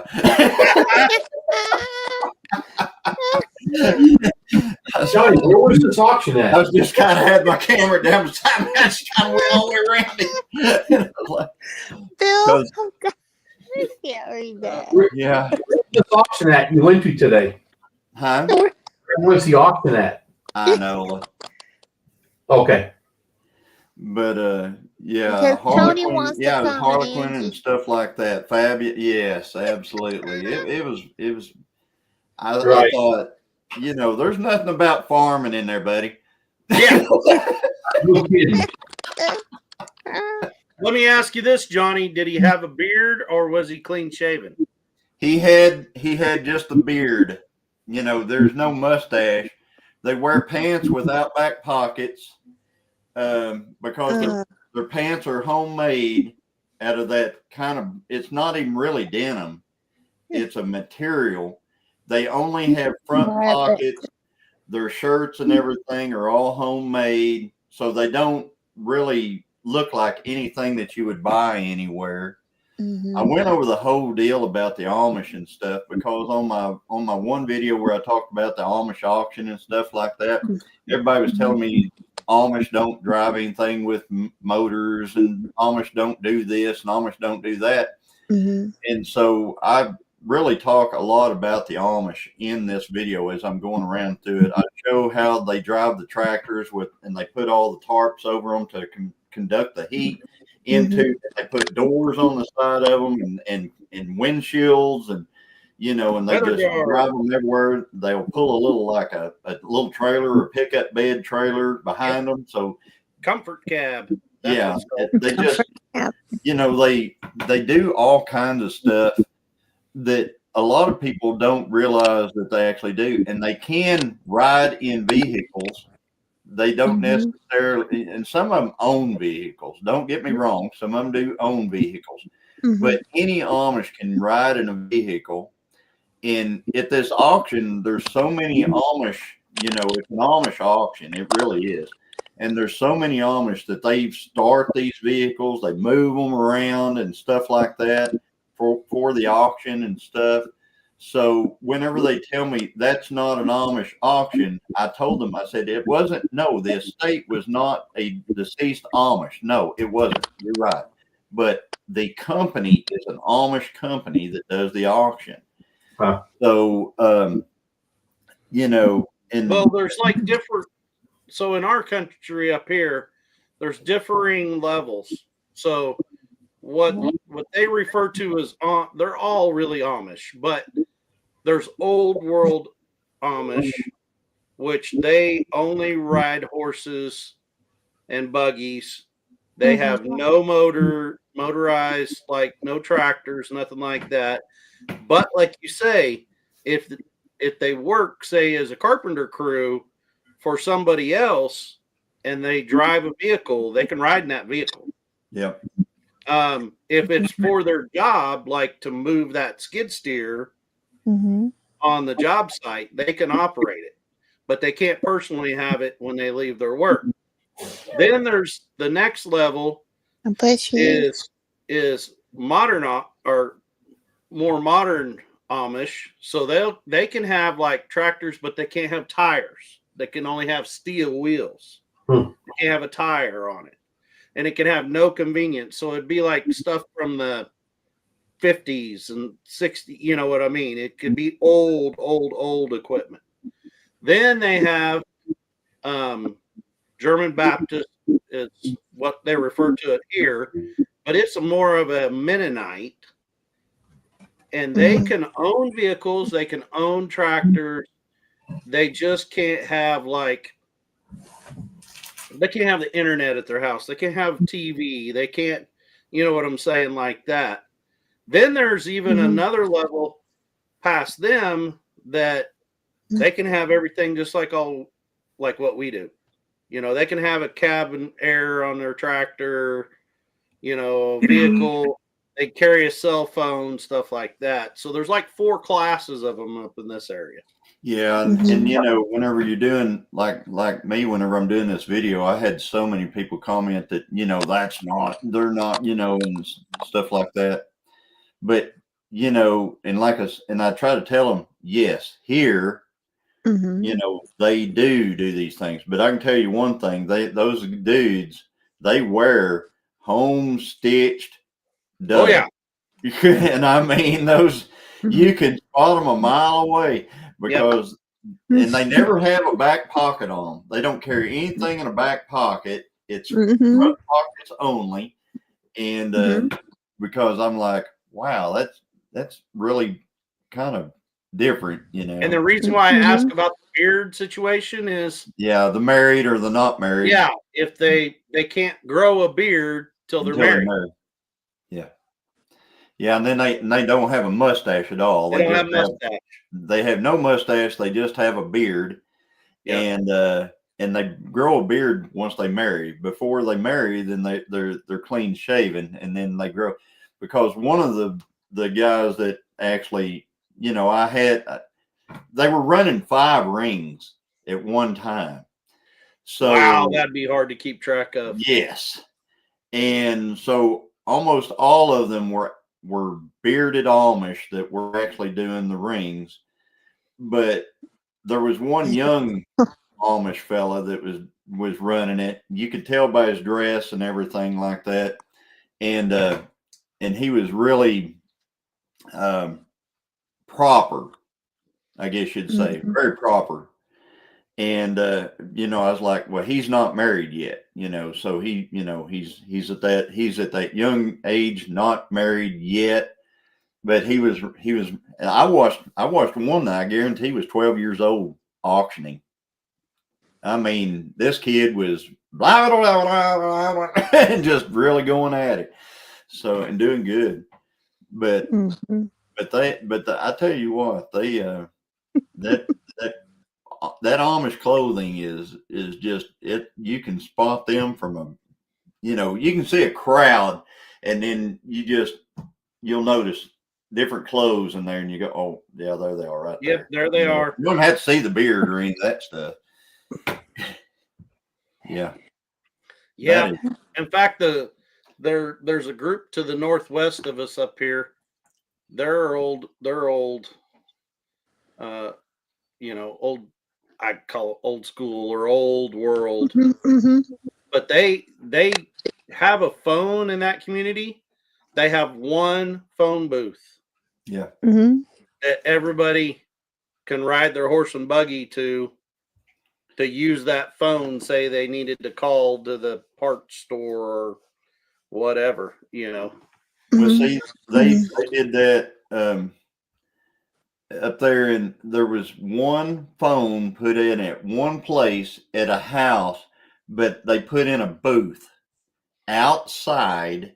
Yep, couldn't be in the house. Kind of like the community house and it was off the highway, and it's where all the just like Dale said, it's where all the Amish came from every direction to that one phone to make a call or to take a call.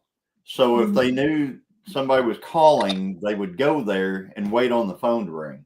Like I was an ag parts guy forever, you know, for most of my working career. And I had some for my customers, and they may come in and I would be like, okay, I'll call and tell you when it's in. And they're like, well, I don't have a phone at my house. And I'm like, oh, okay. But here's a number, call it, but only call it at 2:00 or only call it at 2:30. And I said, okay.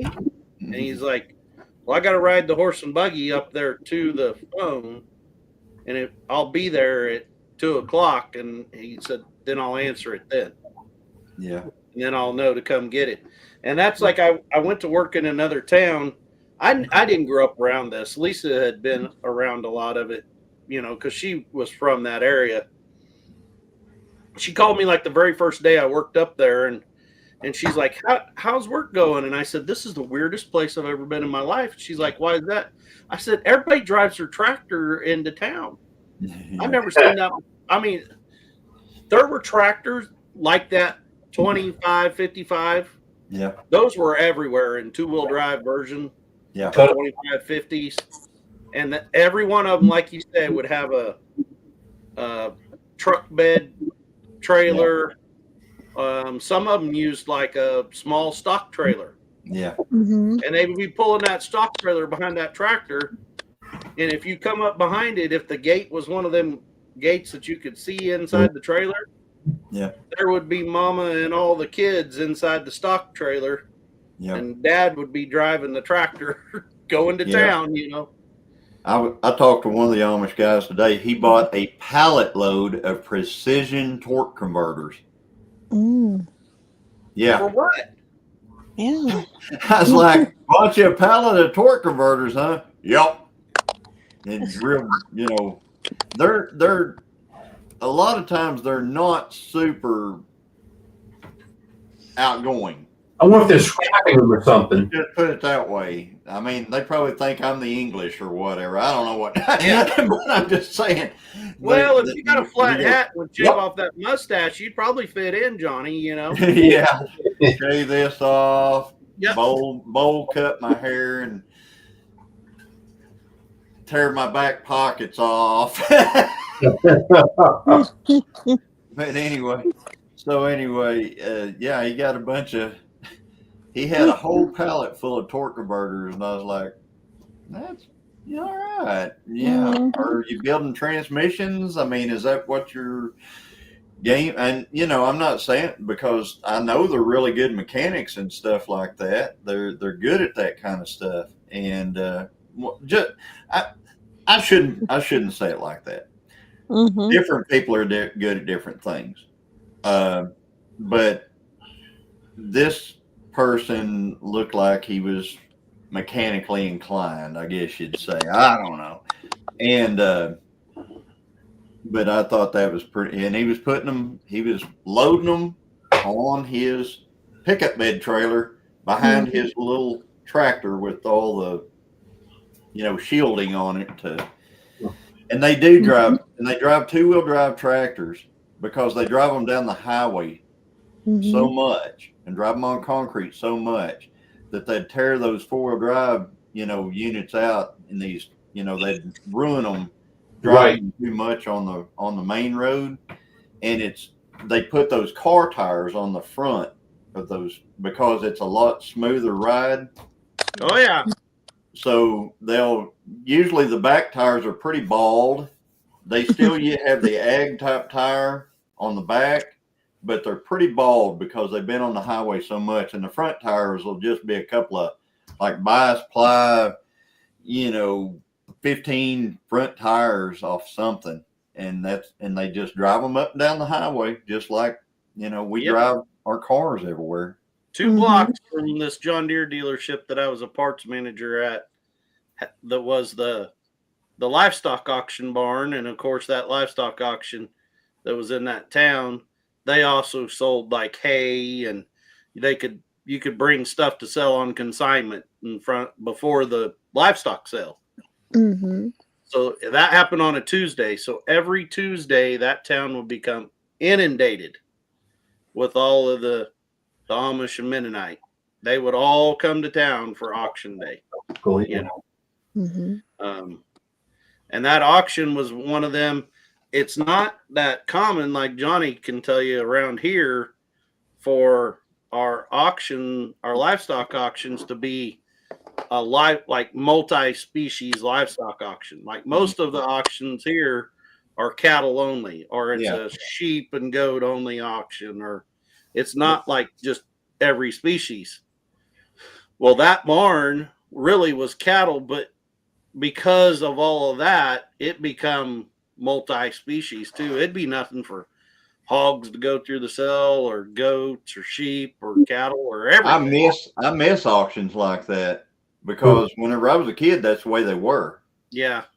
When I was little, when mom and dad took us to auction every Saturday was auction. I mean, we went every week. And so the pigs, they'd run the pigs through, they'd run the sheep, the goats, and you know, they'd put bring pallets of, little cages of chickens out there, and auction, and people be sitting around the ring, and they buy these chickens, and then bring the cows. There's no telling what you'd see. Everything came through it. Mm-hmm. And so like my brother-in-law, Lisa and I's brother-in-law, he runs a poultry auction, so he sells everything poultry like once a month. It's sheep, or not sheep, but rabbits and chickens and ducks and swans and turkeys and Right. you name it, quail and pheasant and pigeons and everything. And eggs, laying eggs. I mean, hatching eggs. There'll be hundreds of dozens of hatching eggs that they'll sell and stuff like that there. And it happens once a month. Yeah. But we were going and helping. This last year, we were so busy with everything and doing stuff that we didn't go and help.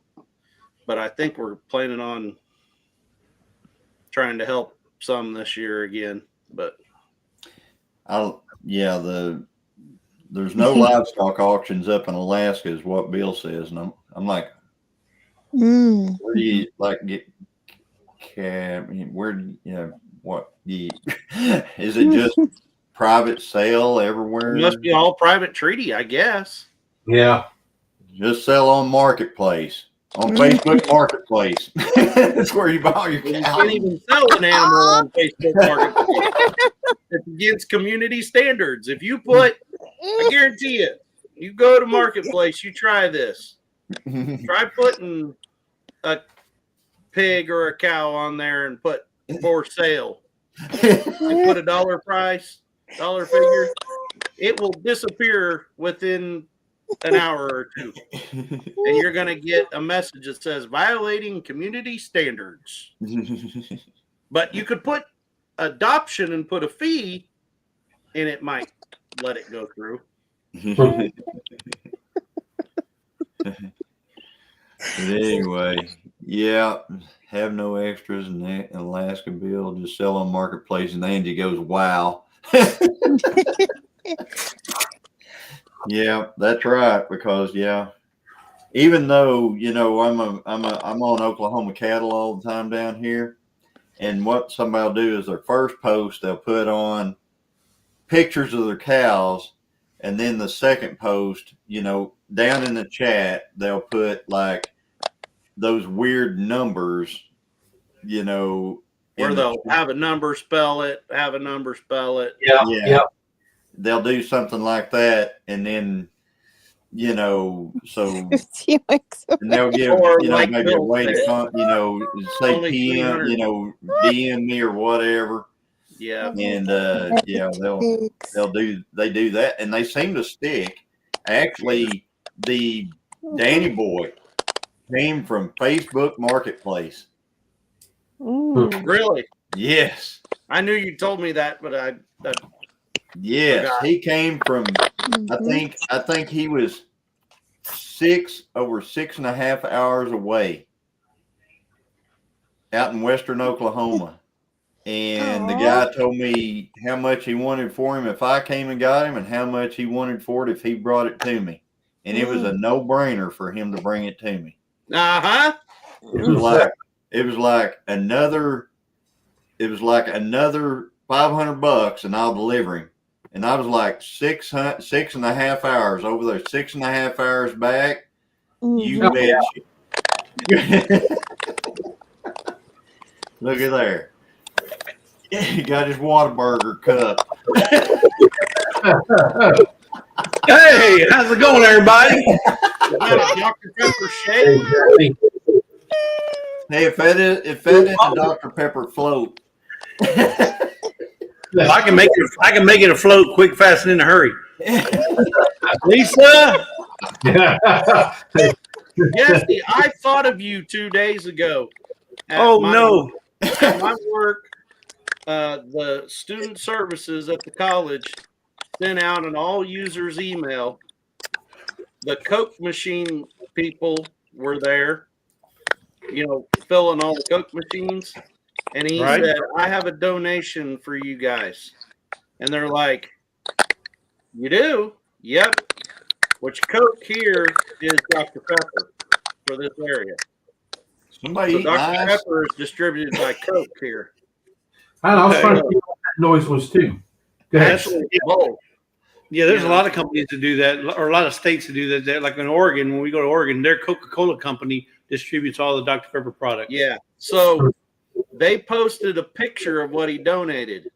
It was like 50 or 60 cases of Dr. Pepper Zero all stacked up in a line.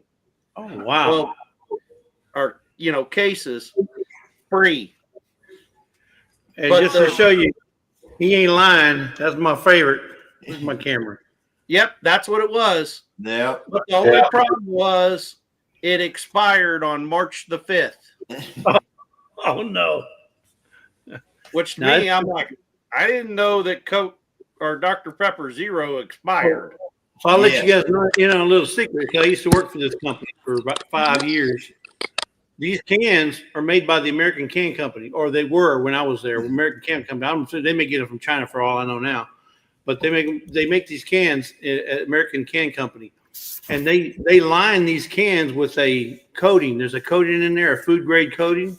Well, after so much time sitting in that acidic liquid, that after a while that it starts to peel off the inside. That's why it tastes like metal. It's because the liner's already come off, and you're tasting the actual can. But Wow. we used to get these off the line when they were first made. When they first come off the line, and they're right about a degree or 2 degrees above freezing when they come off the line. And you talking about the best Dr. Pepper, right? When they make, and the whole warehouse smells so sweet because you can smell the sugar. But anyway, I'd go to work and we'd get these out of the machine for how much? 10 cents a piece. Oh, man. We were just paying for the can. We weren't paying for nothing else because, the liquid's hardly nothing. When you go buy a drink like this right here, you know how much Dr. Pepper is in here? About 4 cents worth of Dr. Pepper's in this whole bottle right here. Yeah. 4 cents. And they charge you what? $1.50, $2.50, whatever? That's how much, whatever they charge. $3.50. Yep.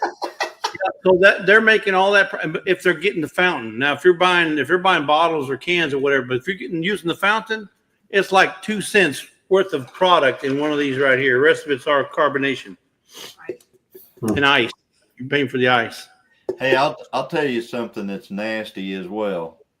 That's like take a bottle of Mountain Dew, leave it in your truck in the sun for like 2 weeks, even though you bought it 2 weeks ago, you try to drink that. Oh my gosh, it is. I guess the bottle starts coming apart you start drinking the plastic or something. Right. Because I tell you what, it gets really nasty. But I'd go to work and I'd fill up my ice chest. I get 6 of these for 60 cents, and I'd have a drink all day long on my route while I was driving around doing whatever. I had all the drinks I needed. I'd drink a 6-pack, and then on Thursdays they call them breaker days. So a lot of the cans that didn't make it on the ring ride or whatever, they just kept going. Well, they put those in these big cases, and they would call breaker days. We go out there and you can get up to 6 cases for $1 a case. Wow. And we get on Thursday. So I had soda out the wazoo, boy, I'm telling you. So I got hooked on Dr. Pepper, and then a friend of mine got me hooked on the Diet Dr. Pepper, and now I'm hooked on Zero. Oh, really? But yeah, I've never had Dr. Pepper Zero. I don't know. It's what good. it's like. It doesn't have aspartame in the Zero, right? I'm not sure what it has, but it has something that tastes good. Yeah, it has aspartame. It does have aspartame in it. It does, according to the can, yeah. Isn't that stuff that like does something to you? Yeah, that's right. Well, there's probably about 20 things on here that do something to you. Yeah. I'm surprised she lets you drink that. What? Well, you know what? She says I'm worth more dead than I am alive. Link up. That's why you think I always look out behind my back. Got that right. See, you heard it. Vanilla cream Dr. Pepper is the bomb, says Julie. I'm sorry. Julie No. says vanilla cream. No. No, Have you had it? Like the cream Yeah. soda. I've had No. it. I don't like it. It's I don't okay, like but if that's all there is. Aspartame causes tumors. It's not a tumor. Wait a minute. Did you not see the news? Did you not see the news on that lady that's 104 years old and she said she drinks 3 Dr. Peppers every day? That- 3 Dr. Pepper. Yeah, she drinks 3 Dr. Pepper, and she's been drinking it for like 70 years. And she says, all my doctors told me to quit, but all my doctors are dead. So I guess I'm gonna Yep. She's like 104 years old. 10, 2, and Well, 4. Well, I don't know. Yeah, probably 10, 2, and 4, but she says she's been drinking 3 Dr. Peppers every day most of her life. So, Well, my granny died at 96, and we called her Ma. Ma died at 96, and she dipped snuff every friggin' day. The old glass snuff, you know, we used them as drinking cups, but snuff came in them, and she dipped snuff the entire time. Wow. Did the baby live? What baby? I don't know. Lori asked if the baby lived. Somebody's cracking. Was that Angie or Jess or Lisa? Yeah, you heard her back there laughing? Yep. That was Angie, probably. Yep. Angie, is Angie getting a kick out of this? Oh, yeah. She's nonstop laughing. My mother-in-law likes is it. 97, and she drinks bourbon and Sprite every day. That is an awesome mother-in-law. Yep. Well, my grandfather, he was in his 90s when he passed away. He ate 2 eggs, 2 tortillas, and bacon every morning. He smoked, and he also drank ancient age every single day. I mean, straight. Followed it with a little water, and that's it. My He dad lived it. But you know My what? dad- He never in his whole life ever had fast food. Never had fast food. Never been to a drive-through or nothing. It's always ate home cooked meals from the house.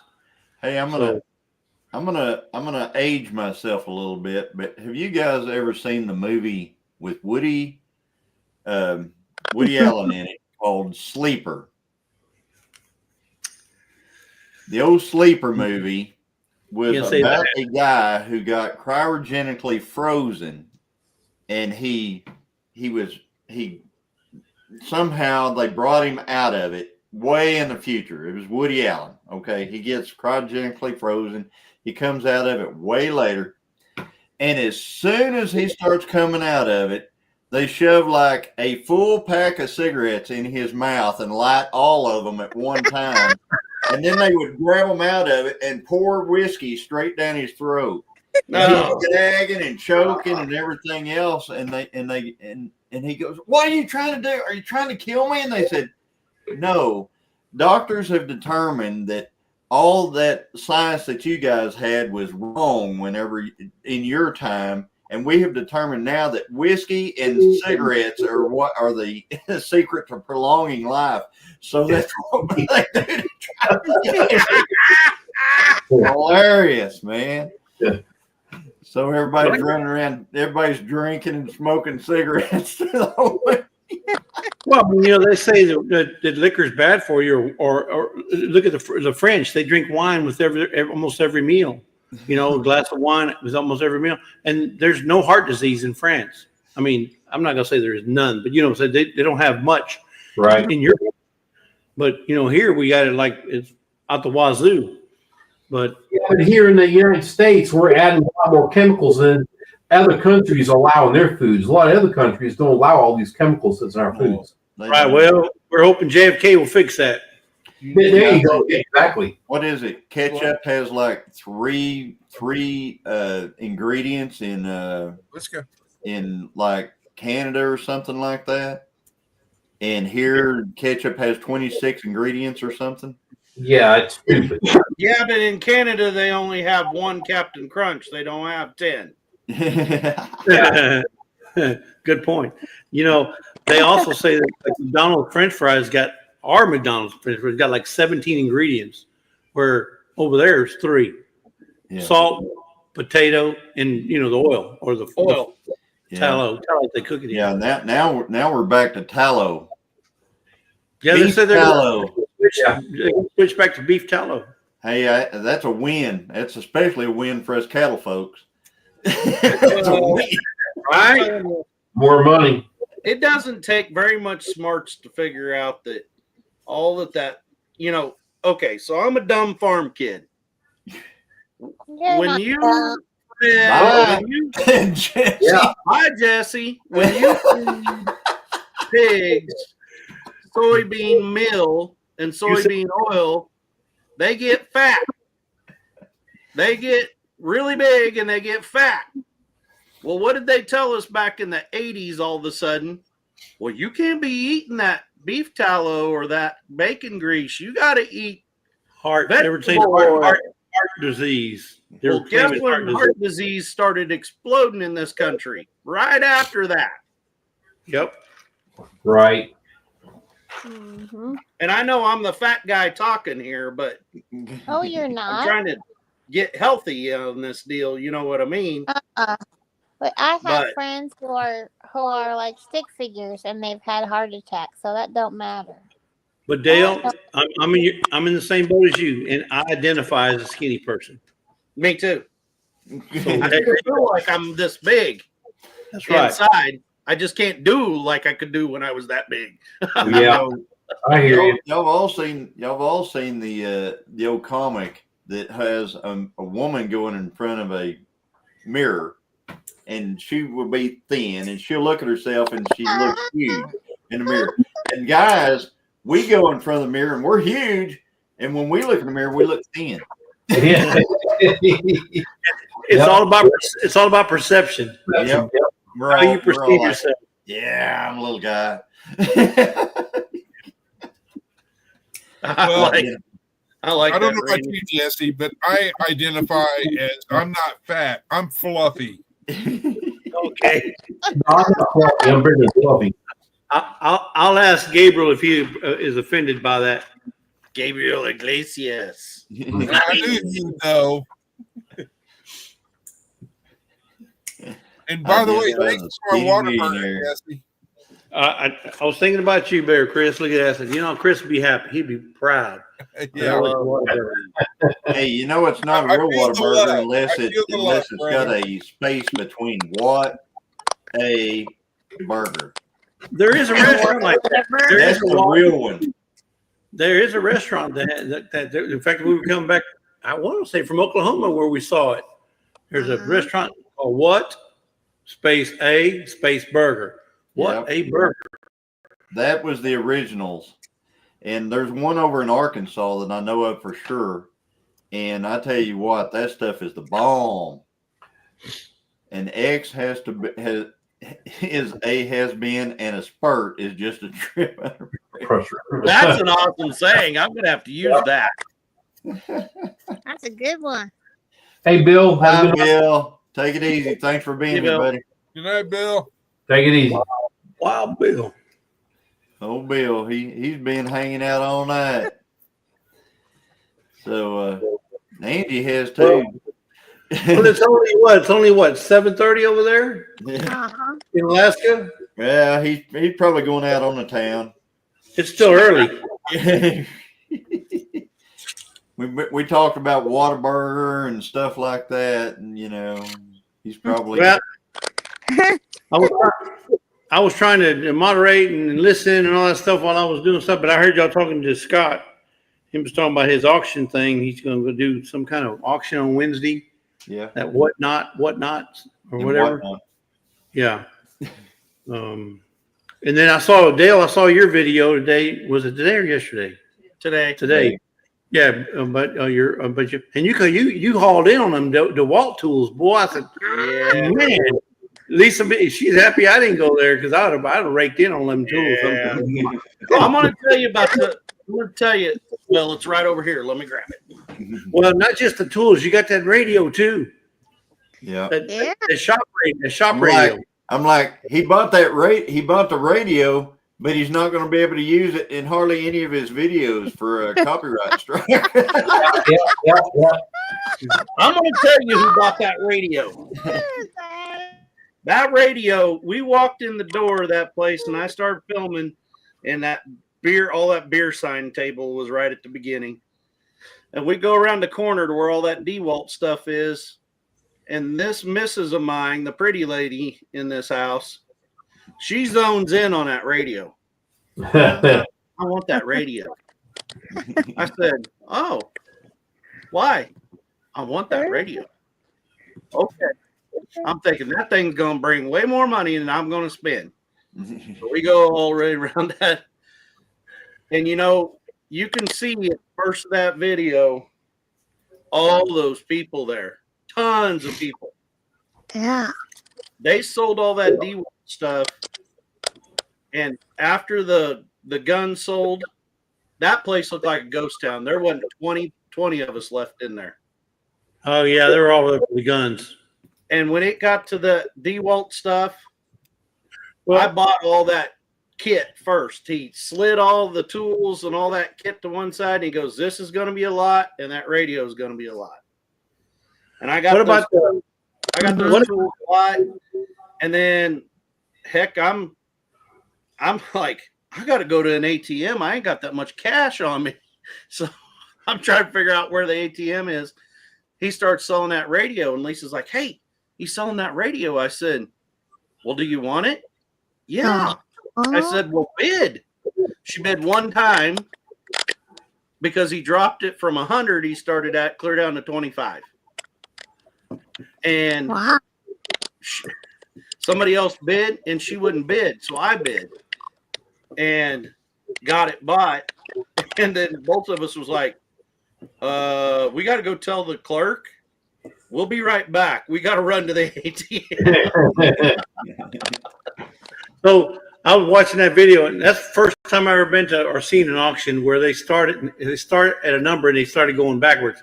6,000, 6,000, how about 55, 55, how about 45, 45, 32, They always 32, do that. 21, They 21. always do it. You haven't watched any of my videos. I can tell. I have. Johnny, I have watched them. But They you don't always know. start that dude way up there, and then they keep dropping. No, on your videos, they'll start at 5,000. Nobody says nothing. He goes, "Okay, we're going to start at 2,000, 21 or 22, 20." They may start with one time. He was going 65, 55, 45, 35. Finally, he got down to 2,000. He bought 2,100 sold. It's like, oh my God. A lot of times, if you watch an auction, I would say if it's a $200, he'll start at 200. Then he'll drop it down right away down to like 50. It always ends back up to around $200 every time. Right. Not always. But I'll tell you something. I'll tell you a secret about auctions. Never be the first bidder. No. Always wait, because when they're dropping it, just let them keep dropping it. Let them keep dropping it. Let them keep dropping it. And Right. if you get into it, and if two guys get to bidding against each other, let them bid. Yep. And then whenever one of them starts petering out, you jump in fresh at that moment, because that unnerves the guy that's been bidding against the other guy, because he thinks fresh guy, he's liable to keep going. Yep. And they'll drop out, and you'll end up with it. So the one I kicked myself about, I bid on several of those snap-on tools. I just didn't, I knew what I could buy them for with the discounts I get at my work. So I wasn't going to bid, when I got close to that. But those great big old micrometers, those Starrett micrometers, they were like a 24 to 36 inch micrometer, which if you're into that, that is huge. Like, that means it precision measures 36 inches. Yep. That is huge. There was a lot of those one of them tools. For the one reason I teach micrometers in my class, I wanted that great big thing up there to be my learning aid, because then kids really see it. They started bidding on them things, and I really didn't realize. I mean, I knew they were high, And I'm like, I don't want to pay $100 just to have a learning aid. You know what I mean? That the school wasn't going to pay for. Right. Then after that sale, I looked that up. The cheapest one of those sterrets I could find on eBay was $750. That guy got a steal on that thing. Oh yeah. Wow. Yeah, I knew they were whenever I saw what they were going for. I was like, They were selling all those, all those lathe bits and everything. There was a whole pallet of them, not just the ones that are on the bench. All those tools and bits and fixtures and stuff, they sold whole pallet of those. And he was like selling them for $1 or $2 a piece. Some of them still brand new with like the plastic on them and everything.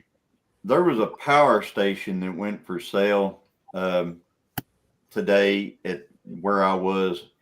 It was powered by a 6-cylinder Ford engine, and it was it put out, I can't remember, it's like 48,000. It was huge, the number of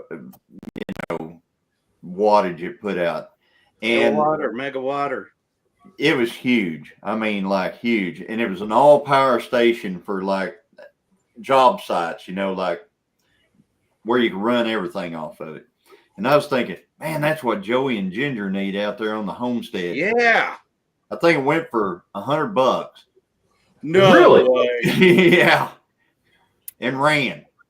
And I'm like, stuff like that, if you're there, you can end up with just the craziest stuff. There's a John Deere tractor in this video, and somebody I don't know who did it, but somebody turned the diesel off. It's got a shut off petcock on it. So when they were trying to start it, it started up and then it just died. And I was looking at the petcock and it was completely off. And I go, the fuel is on. And I was telling them, I said, the fuel, and you'll see it in the video. So they're messing around with it. And I guess it got an air in it whenever he tried to, when it happened. Mm-hmm. So it wouldn't really stay running after that. But that little tractor was a steal. I mean, it was a nice little tractor, little John Deere. And I should have bought it. I mean, I should have left with it because, it was a dandy. It was probably one of the nicest old, small 2-wheel drive John Deere tractors I've ever seen. But hey, Dale, you mentioned about those big sterrets that you were looking at, that you after it was over, you looked it up and to find out what the price was and stuff. You can do that as you're looking at it using your phone, right? You can go to Google and hit the little camera on there and take a picture of it, and it'll pull up all the sterrets or everything that it looks like, especially antiques. It'll show you what they're running and selling for online. Right instantly. You don't have to wait. You don't have to sit there and try to go figure it out. Yeah. So, I use that all the time when we thrift. Yeah. Just Google. I'm constantly looking at mine. I'm walking around like there was a whole case of brake pads, and they were all the exact same number for sale there. I'm talking, there was probably 100 pair of brake pads in there. Brand new titanium. Is what they said, titanium on the deal, but it had one part number. So I looked them up, and they all fit like 4 GM models. And I was like, well, that throws me out because we don't have any, they didn't fit my GTO, so we're out. So Johnny, that last auction you did of the video you said I didn't watch, you bought a table saw. You bought a table saw. You bought a little toolbox, little whatever. See what I said? You don't watch my stuff. And then you bought a Jeep. Then you also walked over there and watched a truck that got beat up by somebody else. So don't tell me I don't watch your videos, Bubba. I watch them. Hey. I may not always leave a comment, but I do watch auction videos out since that video. I watch them too. Which one you want to know about? I'll tell you about all of them. Tell me about my last one. May not hear. He does that sometimes because he didn't leave a comment on my funny video with the Shania Twain, but he watched it. So he I does did. it for everybody. Yep. I do that too. I go and What watch about all my the last videos. one, Jesse?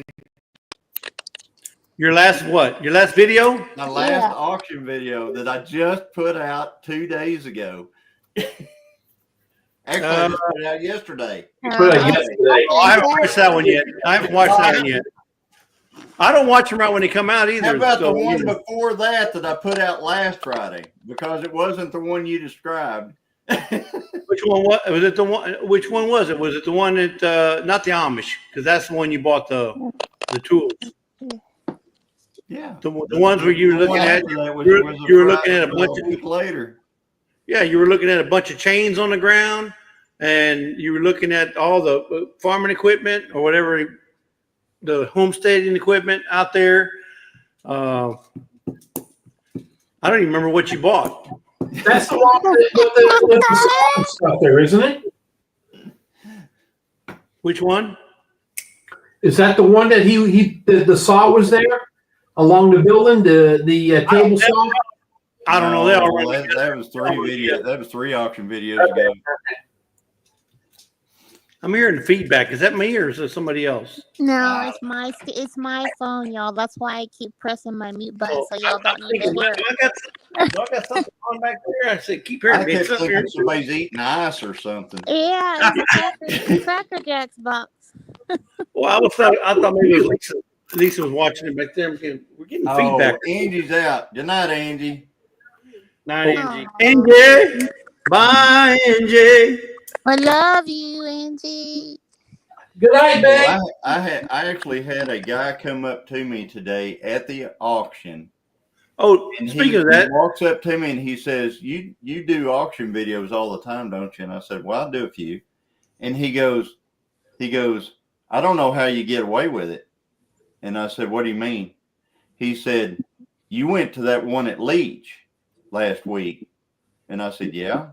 And he said, they ran me off from there. He said, I'm a YouTuber too. And he said, they ran me off, told me I could not video. And I said, well, you know what they did to me? They said, hey, are we going to be on Channel 8 News or something like that? I said, I put it all in the video. And I said, they didn't say a word to me. And he said, well, I don't know what I did, but they ran me off. Well, I had one person that tried to tell me with the one I just put out today, you can't do that. You got to go get consent from all them people. I said, Not public. in a public place in the state of Kansas, you have no right to privacy in a public place like that. well, there's no expectation. There's no expectation of privacy whenever you're in public. Right. I mean, So they can ask me not to, but that doesn't mean. Well, this fella, he told me, he said, this is where I do all my video. And he said, I do this auction right here. And I took that as, this is my turf. Yep, exactly. And I was like, well, you know what? I said, I have not heard of you. Even though, he's got a channel. I looked him up. He's got, he gets pretty good views and stuff like that. But I said, I've not heard of you. So obviously we have a different audience. I said, so we're, it's not no big deal, and so. Do you know there's 100 million YouTube channels? Yeah. There's no way you're going to be able to cross. And there's billions of folks that watch it. Exactly. So, that's what I tell people. There's a butt for every seat. So we're not in competition or anything like that. So if me and Dale were at the same auction, it's fine. It's not a big deal. There's gonna be First of all, it's not like we're gonna glue our cameras together and we're both gonna have the same view. Even if we're at Yeah, you get a totally different perspective. Because, like I said, Brandon Eddy was there videoing today. Walker Farm Fam was there videoing today. Dutch was there. What's the other one? Dale, Arms.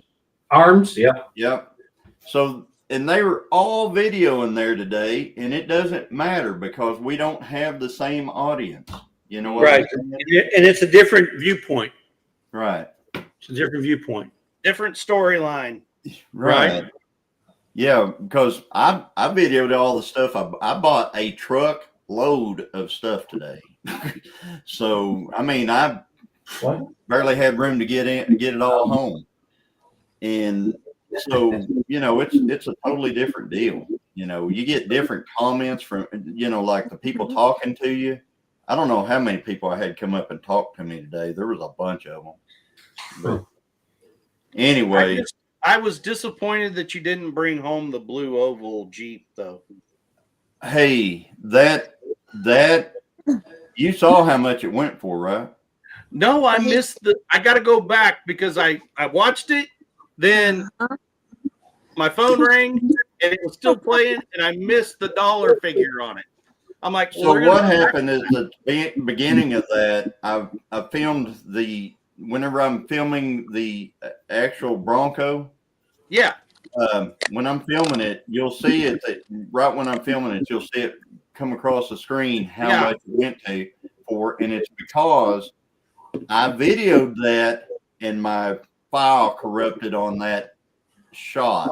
Oh no! And I missed that and the dually that was right next to it. I missed because the dually didn't sell because it didn't bring as much as the guy wanted. No, I remember the dually it did not sell because it didn't meet owners. Yes. You know, and the Bronco went in the 20-something thousand range for the Bronco. And Christine, you know, she said she would love to have it. And I said, yeah, I would too. It would be awesome. But I said, we won't be able to buy this here. Because with this crowd, we're not going to be able to own that. I've watched Bronco. I've watched a lot of them sell online and everything else. And that's right in the dollar figure it takes to buy. What year was it? 71. It's it's the sexy curvy ones, the original OG. Yeah, the OGs. Yeah, they're. Bye, Chris. Bye, Chris. See ya. So, Chris, with the fold down windshield and everything, those are cool, man. Is that the video that has from yesterday or 8 days ago or 2 weeks ago? That's from yesterday. Yesterday. Okay, I'll post that one then. I posted it actually, that you know, Christine was really excited about that, and I told her, I said, we can't. There's no way we can outbid this crowd. I said, there's people that will be here only for that. Right. The only thing they want was that 71 Bronco. And I honestly, the Dodge car, yes, the convertible, I really thought. No, that wasn't a Dodge. That was a Cadillac. It was? What year was that? That was a Cadillac? That was a Cadillac. No, well then maybe I got it confused with. Was the Dodge? Was it a hardtop that had It had a Dodge engine in it. Let me see. Which? It was like a hot rod, black. No, we're talking about totally different cars. You're talking about the convertible, the fixed up car, the Dart. Yes, the really nice. Yeah, that one. I really thought it would bring more than it did. Oh yeah, me too. I figured that car would bring 30 easy. Yeah, and then the engine, or the engine on there, 427. I was like, you know, you can go on Summit and buy one for about that money. Ready to go. Well, you know, I don't know. I've built big block Chevrolets built with worse parts than that and spent more. So, well, that's my coworker. Like he just got he just sold a big block that he built himself in his garage, you know. And he told me, he said, I'll never build another one. He said, and he's built tons of engines and race engines. He's a Dodge guy, but he built this engine for another project and then ended up selling the car to somebody else that really wanted it. So he just had that, you know, engine he built sitting in his garage. Yeah. And he said by the time he got done paying all his machine work, you know, and everything, and all the right parts to put on it, you know, good heads and everything else, and intake. He said by the time I got done with that, he said, I'll never build another one. He said, I'll just go on Summit and order one. Yeah, that big block Chevrolet that was in that video had Brodix heads on it. It had a factory steel crank in it, but it had the SRP. Yep.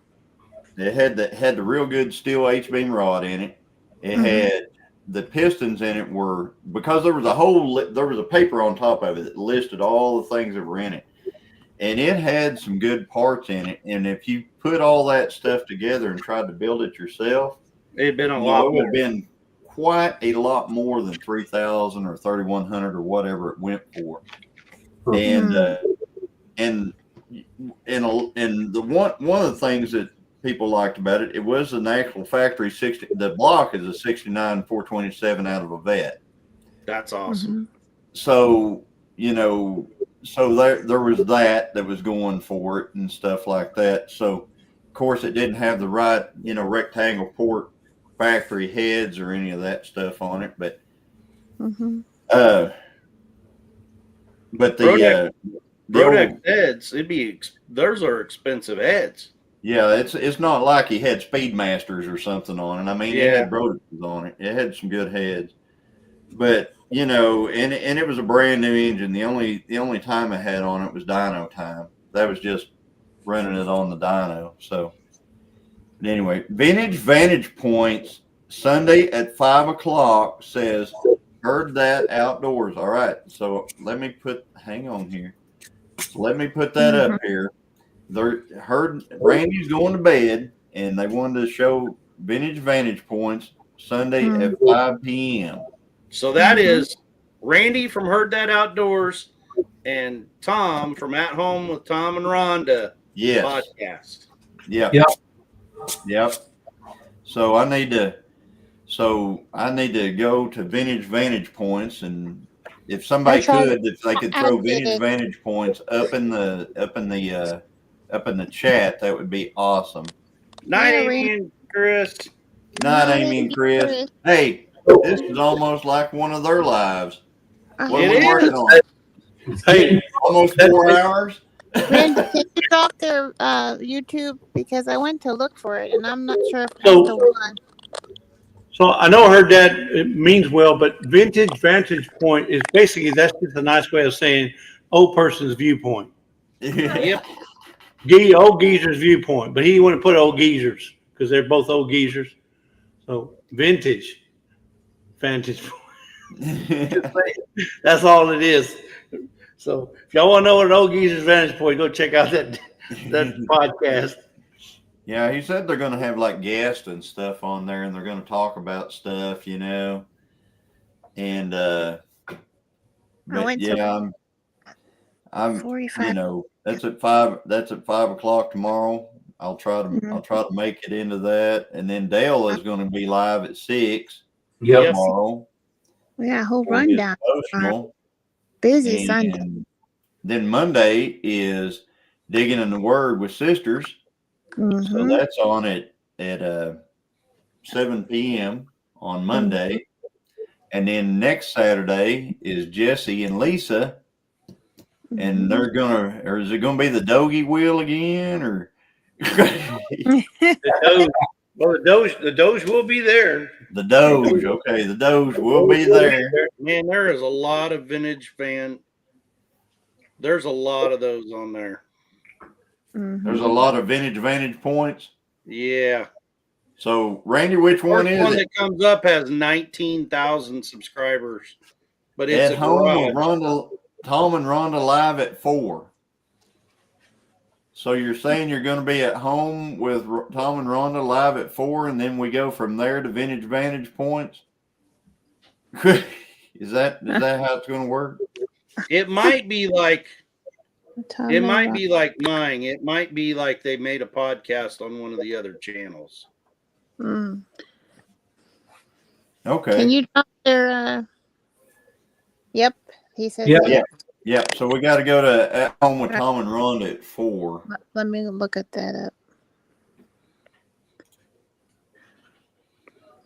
All right. I got it. So yeah, they're gonna have folks in there, and they're gonna talk about just all kinds of conspiracy theories and stuff. They don't have a thumbnail up yet, so Yeah, that's what I noticed. Conspiracy theories is like, yeah, well, that was true. Bingo. So, anyway, well, guys, we've been on here, gosh, 3 hours and 55 minutes and 55 seconds. don't even say nothing about ours anymore. Now I don't want to hear it. I'm ready for bed. I'm Hey, tired. I've had a great time. You missed it, Jesse. At least when You people missed leave it, my Jesse. I'm gonna leave you with something. If you didn't see this, hang on. If you didn't see this, I'm gonna leave you with what was caught on trail camera. Oh, the outdoor. Yeah. It's like that TV show. They don't used tell to- me it's Sasquatch. No, Oh, well, it's kind of like no. Sasquatch. There's some squatting going on, kind of. Outdoor bidet. Outdoor bidet. Huh? Yeah, that show. Can you believe that? I can believe it. That's I can believe real. anything. That's in Oklahoma. I believe anything. Hey, Lynn, the okie dokie. Lynn was here. All right. Yep. Old school perspective from old farts is what he said. What I tell you. So I may not always be guys, right, but I'm wrong. we're gonna hop off here. 3 hours, 57 minutes, and 18 seconds. I appreciate y'all being here. And yeah, go out with a dang bang. Yeah, that's dang bam. Right.